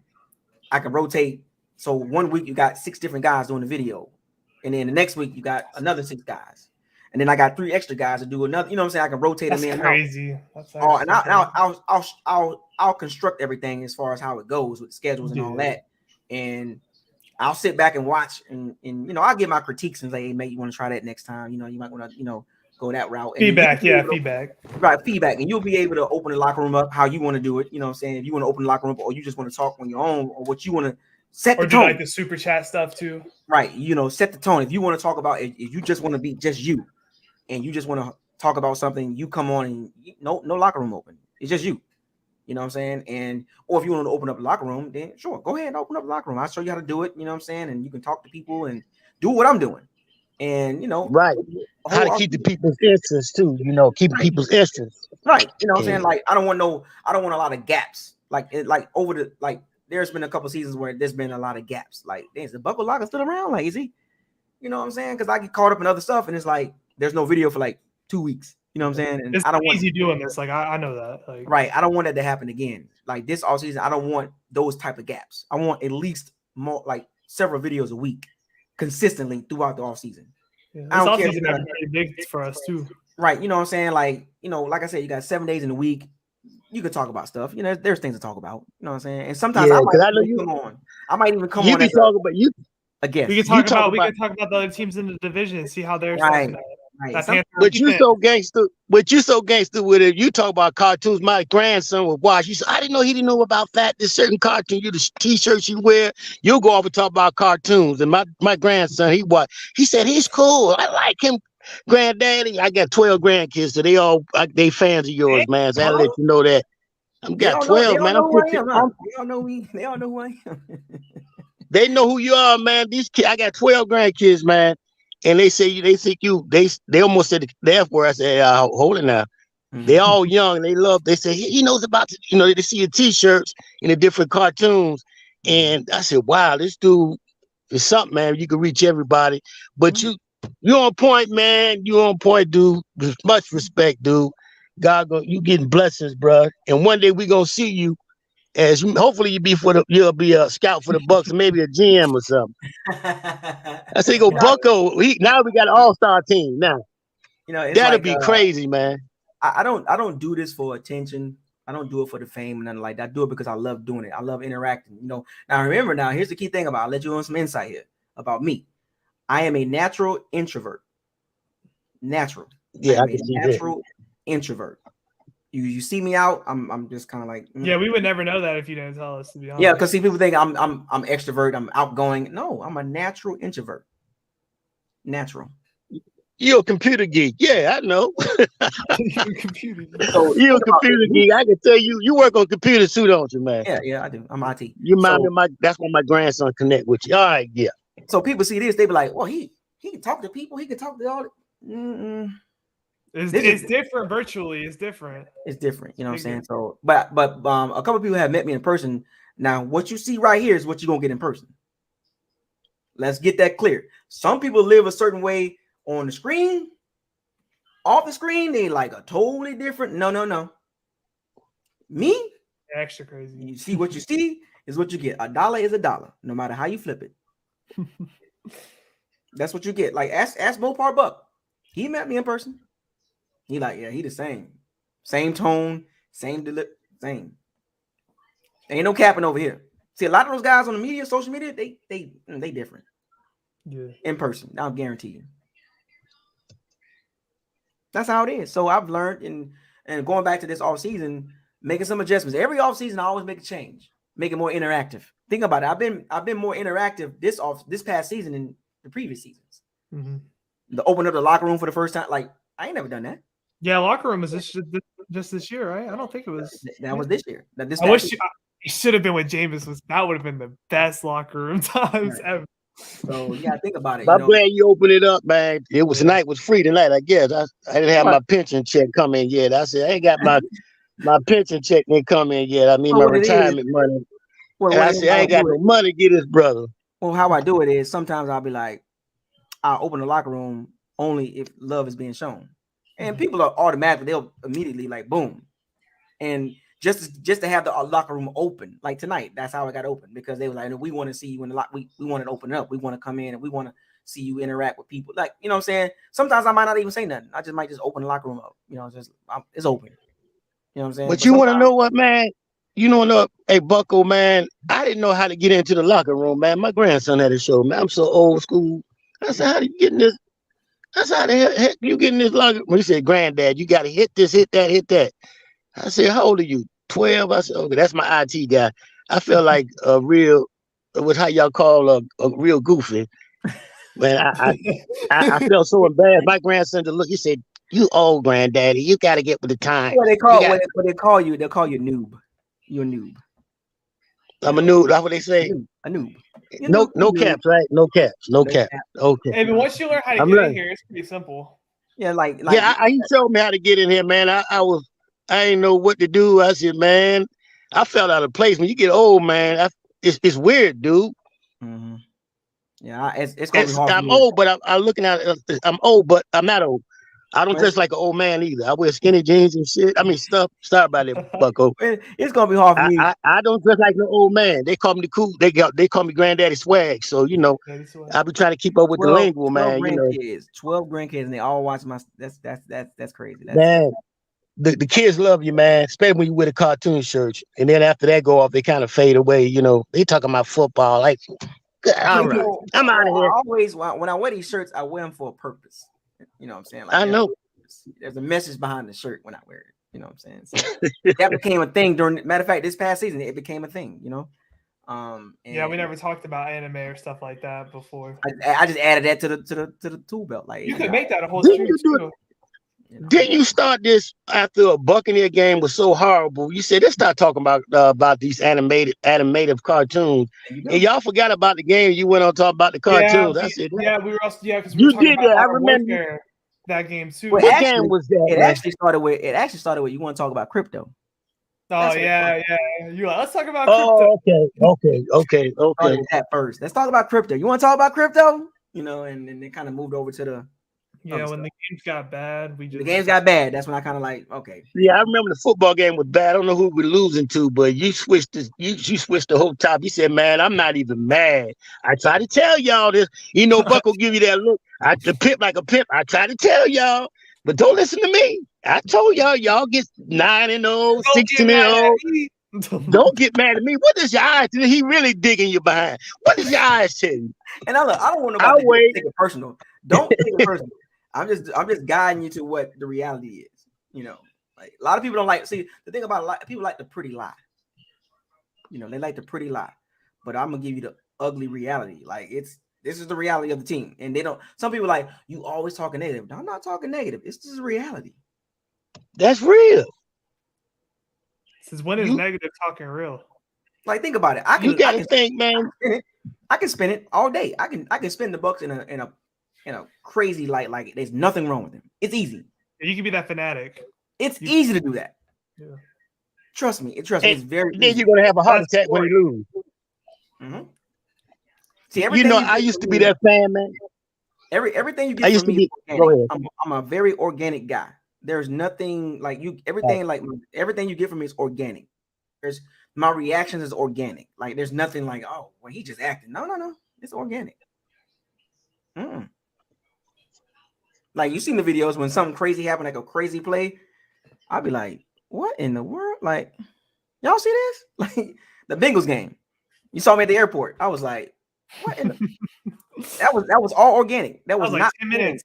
10 minutes went by. I literally told y'all what happened. I drove to the airport fast as I could. Halftime. That was all organic. So everything you saw, if you go back and watch the video, that was nothing planned. That was you were sitting in that lounge with that TV. Even the 49ers game, the reactions on that video. That was the game that got bad when we started talking about random stuff. There you go. I don't plan this stuff. The Bucko don't care. Oh, you see, y'all feelings can be hurt, but I try to tell you. I said, Bucko be keeping it real. Like people rather hear the pretty lie. You know, they want the window dressing. Because think about it. If I wanted to go that route and do all the goofy stuff and the narratives and and a pretty lie. No telling where I would be at with this channel, but I don't do that for that. I don't do it for that. I want the raw, uncut truth, the reality of the situation. But it's not the Bucs are not in a terrible situation. It's just not good. It's just not good with the issues that they have, or the question marks. I'm gonna say issues. It's too many question marks for them to be contenders. They're not even close to being contenders right now. Yeah, I didn't mean to laugh, man. I had to laugh. Other NFL fans, like the other Go team. watch the other channels. Yeah. They be trying to spin this Derek Carr stuff. Like, no. Those are the Facebook people. Like, no. What are y'all doing? Do you see this team? Derek Carr ain't gonna change. So wait, let me guess. So we go 8-9 with Tom Brady. We get Derek Carr. We going 12-5. Are you serious? Oh no, Baker Mayfield. Oh, don't get me Man, started are on you serious? Are you serious? Jacoby Brissett. Oh, think about it. Remember, Grizzly, was you there for the video when I said the barrel of quarterbacks that I named, like reaching in the barrel, the bottom, digging in the bottom? Yeah, I of was the barrel? there. Yeah, I was there. So I did the video, Smitty, about the quarterbacks that the Bucs community was naming that can come in and And whatever. you were just bang, bang, bang. One by one, I went down each one of them, the whole list, one by one. They were One like by Carson one. Wentz, bang, shot it down. Jimmy Garoppolo, I gave them legit reasons. These are Drew your Lock, boom, shot it down. Lamar Jackson didn't shoot it down, but I mean, they was like, well, we can. What y'all think y'all gonna do with these quarterbacks? Y'all think we're gonna be competitive? Do you They understand say the barrel? they ain't say Lamar Jackson did they with all that money he asking for. Who we gonna get rid of the whole team? Bucko did create a scenario where Lamar Jackson did. could come. I created a scenario. He did create a scenario. Now It's we lost it's a lot of big names for that scenario. Hashtag possibility versus probability. Yeah. The probability is slim to none, but it's a possibility that the Bucs can do it. And I literally went through a scenario. But you got to get rid of some people. You might And- Kevin. And the Bucs community ain't gonna like that. That's right. I use the word ain't. Ain't gonna like that. So I kept going down the list, further and further down the barrel. I was going down like the top quarterbacks that's available all the way down. And I gave you a reason on every single one of them. And it got worse and worse. Worse and worse. And you got so far down that you didn't even have to give a reason anymore. Didn't you have to? I was like, seriously? You just hear the name and you're just like, So you would rather just stick with Kyle Trask and not look good than to go not look good with one of these guys? Let's be real. I would rather roll with Kyle Trask and not look good than to not look good with Baker Mayfield. Because now you're in the hamster wheel. yeah. Because there is no, remember, Bruce Arians, out of his own mouth, an interview was like, I like Kyle Trask. I think the Bucs are in good hands, but you got to see behind what's door number 2. Excuse me. If you believe in him, why are you looking behind door number 2? If you believe in You him, build them up. You build them up. Then you see what's behind door number 2. He was the scenario. Tom Brady was behind door number 2. That is a outlier, man. Yeah, like you can't. You can't expect that. And we went from Jameis Winston to Tom Brady. And people think that's like, yeah, duh, it's Tom Brady. That you could do that to pretty much 31, 32. What? Let me see. Excluding Patrick Mahomes. If you got Justin Herbert, you would trade him for So there's about I'm gonna give you the names. So Mahomes, Herbert, Allen, Lamar Jackson, Joe Burrow. You're not moving off of them for Tom Brady. So when people try to brag about moving off of Winston for Tom Brady, I'm like, well, you could do that for 27 other teams. So what's the issue? Tom Brady is an upgrade for. It's not like we're going from an old. We're not going from Winston to a Joe Schmo to a Jacoby Brissett or Baker Eddie Bridgewater. You know what I'm saying? We're going from Jameis Winston to Tom Brady, and they was talking like, yeah, you sound stupid. See, you're stupid. You're trying to shoot down Winston, but you don't realize we're going from Winston, who had turn. We know what happened with that, but we're going to Tom Brady. We're not going to some regular Joe Schmo quarterback. We're going to a 6-time Super Bowl champion. We're going to one of the GOATs. We're not going from Jameis Winston to Derek Carr. Well, let me ask you something, y'all. Let me ask you, since you're talking about the GOAT. Wasn't 2020 a strange ass year, man? That was a weird year. Yeah. I'm the only one. I know we had the pandemic. and it's like a Cinderella story. Here comes Tom Brady. They gonna make a movie out of this, man. I'm surprised the script didn't come out for I believe that. they gonna make a movie. They gonna play one of them NFL movies. They gonna make a movie. Tom Brady coming from the team he left. He played all his adult life. Think about You this. come to Tampa Bay. Go ahead, Bucko. That year, first of all, the whole situation was an outlier. That was a rare year. That's not. You're not going to see that probably. Come on, man. Let's luck. It was luck. It was honestly luck. Like, look, I'm thankful we got it. Great, yay. Yeah, we're lucky. But guess what? We're in 2023 now. Yeah, we screwed.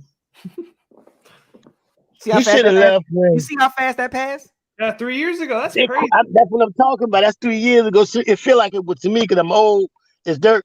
It felt like it was yesterday, man. It's so weird. 2020. It's so weird. This how you know. This how you know how the world evolves. So we go from Tom Brady winning the Super Bowl, 13-4 the next year, put out by the Rams, and then 8-9 to Jacoby Brissett, Baker Mayfield. Boom, boom, boom. Just like that. My God. Just like that. I mean, trying to convince themselves, Saints fans trying to convince themselves that Derek Carr's the answer. Hey, they think Derek Carr's the answer to them. I think Derek Carr's the answer. Good luck. They should go. The Jets, the Saints, and who fighting over Derek Carr? You fighting to pay this man $35 million? Derek Carr loving life right now. The media hype, media narrative. This is the same Derek Carr who pouted and cried that he got benched and quit. Remember Marcus Mariota? Quit. Carson Wentz was babied. Media-driven narratives by particular quarterbacks. Remember, I told y'all this. When they don't like a quarterback, you're not going to hear anything good about it. I cannot believe that Eric Bieniemy went to the Commanders and we didn't even interview him once. I mean, come on, man. When you pay attention to the media, how the media programs people, this is why when people regurgitate what they say, I laugh. You're programmed. You follow a media program narrative. It don't work over here. Because when you push a narrative over here, where's the context? Where's the context? Well, but I get it, but paint the rest of the picture. Remember, when you paint the picture, you got colors. You're not going to paint the picture black and white. Where's the colors? Where's the green? Where's the yellow? Where's the special teams? Where's the defense line? Why are you even talking about them? Why you keep talking? I'm just pulling this out my backside, Bucko. I'm gonna throw it up in the air and let you figure it out. Well, you know where it's coming from. And then you tell them what it is and they get mad at you. Or then if they don't get mad at you, you like a pimp, you break it down. I done seen it too. Oh yeah, you right, Bucko. I said, that dude, Bucko, got the word with the words, man, and you on point, man, because you look at the game through a bird's eye view. You cover everything, dude. I got to. I'm not saying anybody's perfect, but the passion of what you do, but like look at our team this past season. Yeah, we went 8-9, and look who kind of took the fall, Byron Leftwich. But see over here, I'm like, Todd Bowles and Tom Brady too. Add them to that equation too, because Tom Brady retired, Byron Leftwich fired. Wow, dang, thanks. You know what I'm saying? Like, wow. Like somebody had to be the fall guy. And think about it. It's not fair, but somebody had to be the fall guy. And I understood that, but look at what was around him that got fired, right? Or got let go. It was coaches that was like, man, it's not a major change. The only major change was Byron Leftwich. Because they still kept Steve Armstrong, Joe Gilbert, the O-line coach. They still kept Harold Godwin, the assistant head coach. They still kept him. So where's the major changes at? Besides Byron Leftwich? Where is the major changes outside of Byron Leftwich? Some of the stuff that I heard, the major changes were the players. The players, they didn't have Gronk. They didn't have a crazy AB. We lost Ali Marpet. Took the fall by him. Like, if you look at the picture for what it is and who they got rid of, Laura Carlson and Gardner, Kevin Gardner, and all the receivers coach and running back. The biggest name that's out there is Byron Leftwich. He took the fall basically, but they just added some sprinkles around him. Like, it's just not him. Oh, Clyde Christensen retired. Really?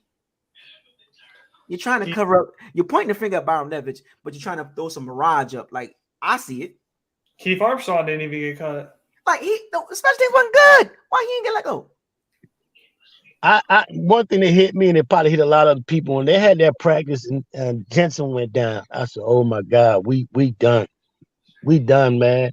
We don't know Ali Marpet, inexperienced line. You know, I give we call him Hennessy where I be at. We call Hanley Hennessy. Hennessy did a good job, stepping in first time.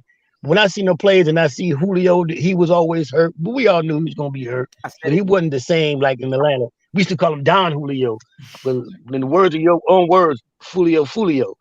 And it wasn't the same no more. You know, you always hurt. You know, that Seattle game, he looked good. You know, he put together. That was a burst. Oh, he dropped out. But but yeah, it's like, when you look at the team, and matter of fact, look at this situation. I'll run it back to this situation to close it out because we're at the 3 hour mark now. Right where I want to stop at. So bringing it back to Leonard Fournette, when you look at the team in the direction where it's going, what I talked about for the first hour and some change, or the second hour and some change, Leonard Fournette, this is the first ripple effect. This is part of the the reload. I'm gonna use Todd Bowles term, the reload. Okay. Reload. You reloading the musket. You ain't fool. Look, you're not fooling me. See, Todd Bowles ain't fooling me. Reload. Okay. He's fooling that media though. You got 23 free agents, and then you got to get under the cap at the same time. I'm sorry. That's a reload. Let's be objective here. Is that a reload? No, man. Who you fooling? And then even Leonard Fournette, paraphrasing, I want to win. What do you mean, Leonard Fournette? You want to? Oh, so you're saying the Bucs can't win because Tom Brady gone? Oh, had to take that shot. Oh, so what is that about, Leonard Fournette? You think the Bucs are rebuilding? Oh, okay. You want to win? So you're trying to say you can't win here with Kyle Trask? Oh, I see what's going on here. You giving us some insight on what you in the locker room. Leonard Fournette in the locker room, he like, man, look, this ain't looking good. Oh, did you see that the ranking thing came out for the Bucs? Like how the 20s, like several, as like power, like several websites. That's all it had us in the 20s. Oh no! I mean the training staff got like an A+, like that stuff. Oh, I didn't see that. On the road, we had an F. Bruh. Look, our locker room was a C-. When I looked at the team rankings after the season over, like going into 2023, like the preseason, like the season, like the prequel rankings, whatever. Man, it was like several sites had the Bucs in the 20s. God, they in my opinion, that's generous. In the 20s? So wait a minute, we was in the top 10 for 3 years. So you mean to tell me Brady leaves after 2022 season over with, and then the rankings for, let's look at 2023 rankings before free agency and draft and all that. The Bucs are in the 20s. That's a big drop off. And then it makes matters worse when you look at our opponents. We're top 10 in schedule, our strength of schedule percentage. Yeah. Up and coming teams like the Lions and Jaguars are on the schedule. Younger, fresher teams are on the schedule. Hungry off a playoff appearance or close to. Explosive offenses or getting there, like Trevor Lawrence. I'm not a big believer in him, but the Jags, we saw what they did. Second year in their system, third year. I mean, come on. And then you got the Lions, hungry, on the schedule. These are teams that's on the schedule. They got heart too, a very heartfelt team. I mean, and the Bucs schedule is top 10. Like, this ain't gonna be no cakewalk, folks. With Kyle Trask? Are we playing Kyle Trask starter against these defenses? Yeah, we reload. Yeah, we reloading. Sure. I'm just giving y'all the cold hard truth. Yeah, we reloading. First domino, Leonard Fournette getting cut. Who's next? Donovan Smith? Come on, man, let's be real. But we reloading though. We reloading with Jamel Dean probably walk in. $53 million over the cap, 23 free agents. You just cut, you pre-designated Fournette as a after March 15th cut. Then most likely Donovan Smith, Cameron Brate, Ryan Suckup, Hakeem hit. Oh, I forgot about Ryan Suckup too. Probably get a new kicker. Cameron Brate, Julio Fulio and Rogan Ryan, all them kind of basically going like, this is a reload. So let me guess, you gonna hit the draft 7 rounds straight, every pick. Bang, bang, bang, bang, bang. Everything has to be a start. And the chances of that happening, that you get 7 picks correct, is slim to none. Especially when you look at our GM's draft class before. He hit or miss. So remember, it's a reload. Yeah, sure. Okay. I love my team, but that's a freaking. I'm bullshit to keep the season ticket holders. So. Trust me, getting tickets ain't gonna be hard. Yeah, getting tickets won't be hard. You can get tickets no problem this year. But them season ticket holders, they're gonna be like, I don't want these tickets. They're gonna sell them. I guarantee you they will. Yeah. I'll buy them off them for the cheap. Yeah, you'll be able to go to like every game. I know, right? That's what I'm saying. I'll buy season tickets for the cheap. Oh, by the way, I also want to say this: the Devil Rays have on May 26th, they have a bucket hat giveaway. I want that hat. If anybody going to the game against the Dodgers, May 26th, they have a bucket hat, reversible bucket hat giveaway. I want that hat. I will pay you for it. If you go out, I will buy the ticket for you to go out there. Some food money and everything. I want that hat. Hey, you really want that hat, huh? I want that hat. What's it? I can look it up. I don't know what it looks like. Oh, it's nice. May 26th against the Dodgers. You go out Tropicana?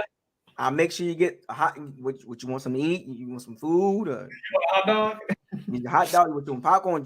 I'll get you the ticket to the game and get you some food and just go. Even if you just going, you ain't gotta stay long. Just go in there, get the hat, and walk out.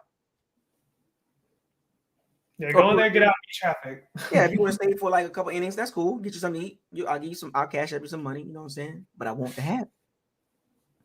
Do you understand that, folks? I want the hat. I'm gonna keep every video I make. Yeah, solid. Every video I make, I want the hat. So you'll get every. Yeah, I had to say that before I left tonight. So with that being said, folks, I appreciate everybody coming in. Shout out to Smitty for the first time coming in the locker room. Yeah, that was really dope. It's always a pleasure to see the feedback from brand new members in the locker room. 12 Smitty can get in here, all y'all can get in here. Right, Smitty can get in here. Some of y'all ain't been in here yet. 12 grandkids, and they all know who I am. That's crazy. That is crazy. And I know that. I hope that'll make you feel old or anything. He got the shirts. I watched that show. See, Impact. Yeah, you gotta start wearing more of your anime stuff. I got more. Your Demon Slayers, your Dragon Balls. Yeah, any last words, Aaron Yeager? So, at the end of the day, shout out to everybody. Rizlo, you got anything you want to say? I think I addressed everything. I wanted to say one thing about going back to the draft and how how we talked about that Georgia Tech D lineman or that tackle could be there.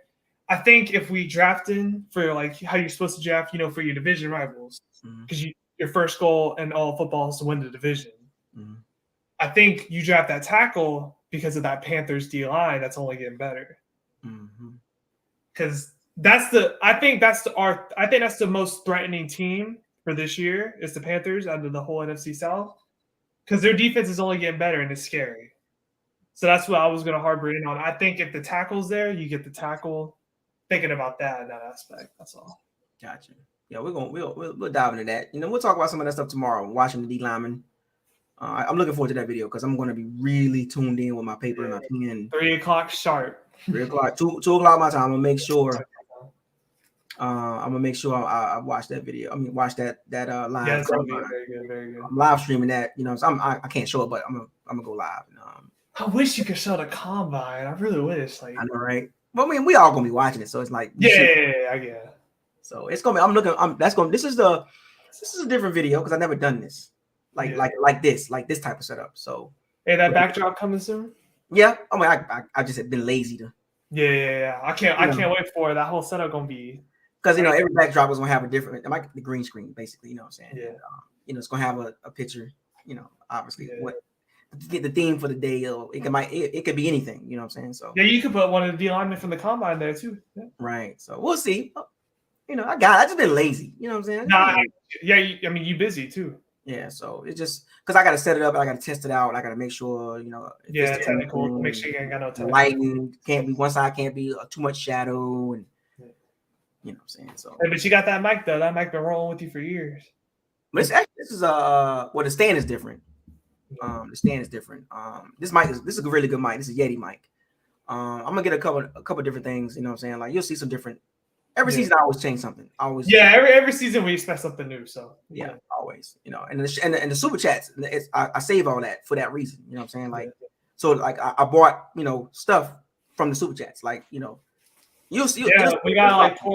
pour in our support into you so you can make it better for us. Yeah, so I'm just trying to create a better experience. You know what I'm saying? And it just takes time and to sit down and just because I got to do this off screen. You know what I'm saying? Yeah. Okay, new mic, new stand, new camera, new lighting, and all this stuff that I'm kind of working on in the background. So you'll see. And you'll get it eventually. It's gonna look really good. Every year, I always change something, whether it's delivery, content, the visual. Yeah. You know what I'm saying? But shout out to you get what you at? How many subscribers you at right now? I think it's over 4,000 now. Yo, 5K at the end of the year? Most likely. You got that'll come with the upgrades, and I'm gonna do more thumbnails too. So they got a 10K play button, or does it start at 100K? I think it's 100K. But I am gonna do some things. I'm probably gonna put together a team, but that's a whole nother conversation. Like people that can that's good with. You need to make a fantasy league. I feel like you should make a fantasy league this year. What I mean, like, well, that too, but a team of guys that's pretty good with like thumbnails and stuff. Oh like yeah, yeah. Yeah, because you talked about that like a couple videos ago. Like just a couple guys that can just make a nice little thumbnail up. I would for you, but that's not my. Yeah. So and maybe down the road, maybe an editing team. I don't know, but it's gonna be Buck HQ. Yeah, create a little team. That's why I'm kind of starting out with the individuals doing the videos on their own. Yeah. I think that's a really good idea. Yeah, I think it's a really good idea. I was thinking about it, like, it's a long off season, so I'm like, let's get some more videos, like more content. Yeah, those mods gotta hit you up on your email, and we could. Yeah, so make sure you if you're interested in doing hosting a live stream on Buckles Locker, fire the cannons 813@gmail.com, and we'll talk offline. And you pick your date and your time. I'll send you the access information, and whenever you're ready to start your videos, whether if it's Monday and you don't want to start this Monday, whenever you're ready to start, I'm gonna know your schedule. I'm gonna know what day you got in time. So and we'll know whenever you're streaming too. Yeah. And then I'm a chime. I'm gonna be a guest. I'm gonna be a guest on your channel. Send me the link. I want to get in. Hey, Buck, you got super chat again. Yeah, I'm on the other side. Yeah, I'm gonna do it too. I'm on the other side this time. I'm gonna be out there with y'all. I want to be out there. Hey, I forgot to tell you, I had a health scare over the week. I don't know if you saw. I put it in the chat. Yeah, so I went to the doctor on Sunday, and they found she said she found a lump on my thyroid. Oh. So yeah, I was anxious all week, right? Yeah. So I went to see a specialist today. Mm-hmm. I had 2 doctors feel around there. They didn't feel the lump. So now I'm confused because I'm what did we feel? Was it maybe I had a sickness and maybe it was just swollen? Mm-hmm. But yeah, so I had to do blood work today, and then I have to see a specialist. I mean, I have to see a screener in 2 weeks to do an ultrasound on my neck just to make sure everything's good. But yeah, I hope everything works out and you get all that checked out and you're good to go. Yeah, I appreciate that. Yeah, that scared me though. When she said lump, I'm like, lump don't associate with good stuff. Right, yeah, lumps are not good. Yeah, so, yeah. I'm young. I got the young stack on me, so hopefully it's just good. Cause I'm young, so I'm gonna hopefully keep that in. But I mean, you can still get something even when you're young. But I'm just gonna harbor in on that. Yeah, take care of your health as well, folks. Health is wealth, yeah. Especially gut health. If you got good gut health, it helps a lot of problems. That's what I learned. Do not forget that health is wealth. Do not underestimate that. Shout out to Sal. I see Sal coming in late. So Sal, come in tomorrow, man. It's 3 hours and some change. Shout out to all the Pirates of Sea Bandits. Thank you for joining another episode of live stream. Leonard Fournette, who is designated to be released March 15th. We saved a couple $1 million. We appreciate you the 3 years, but Leonard Fournette, but it's over. wish you the best. Playoff Lenny no more. Wish you the best in your next phase in your life. Yeah, wherever you go. Football, whatever you do, I'm not gonna hate on you, nothing like that, but I'm still gonna give you the real. I'm still gonna be real. And who's next? And everybody's kind of pointing at Donovan Smith now. The rumblings are there. And we're waiting on that news.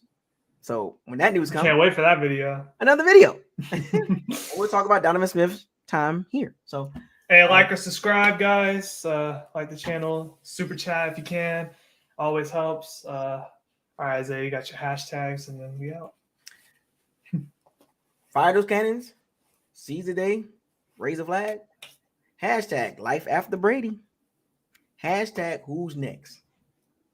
Hashtag what does your eyes tell you? Hashtag combine. Hashtag phase 2 is about to start. Hashtag Don't get mad at trenches. me. Hashtag trenches matter. Hashtag fire the cannons. Hashtag walk the plank. Hashtag don't get mad at me. I don't play the game. I just talk about it. Hashtag what's next? Why? Hashtag what is this? Hashtag who's gonna be the QB? What is this? Hashtag reload or rebuild. Reload. I'll see y'all tomorrow. Hey, good stream. Peace out, guys. 3 o'clock Eastern Standard Time, 2 o'clock Central Standard Time, 1 o'clock Mountain Time, 12 o'clock Pacific Standard Time. Combine, phase 2, beginning. Hey, your boy. I appreciate the prayer. Shout out to Grislow. Pray for him. Health is wealth. I'll see y'all tomorrow. Peace.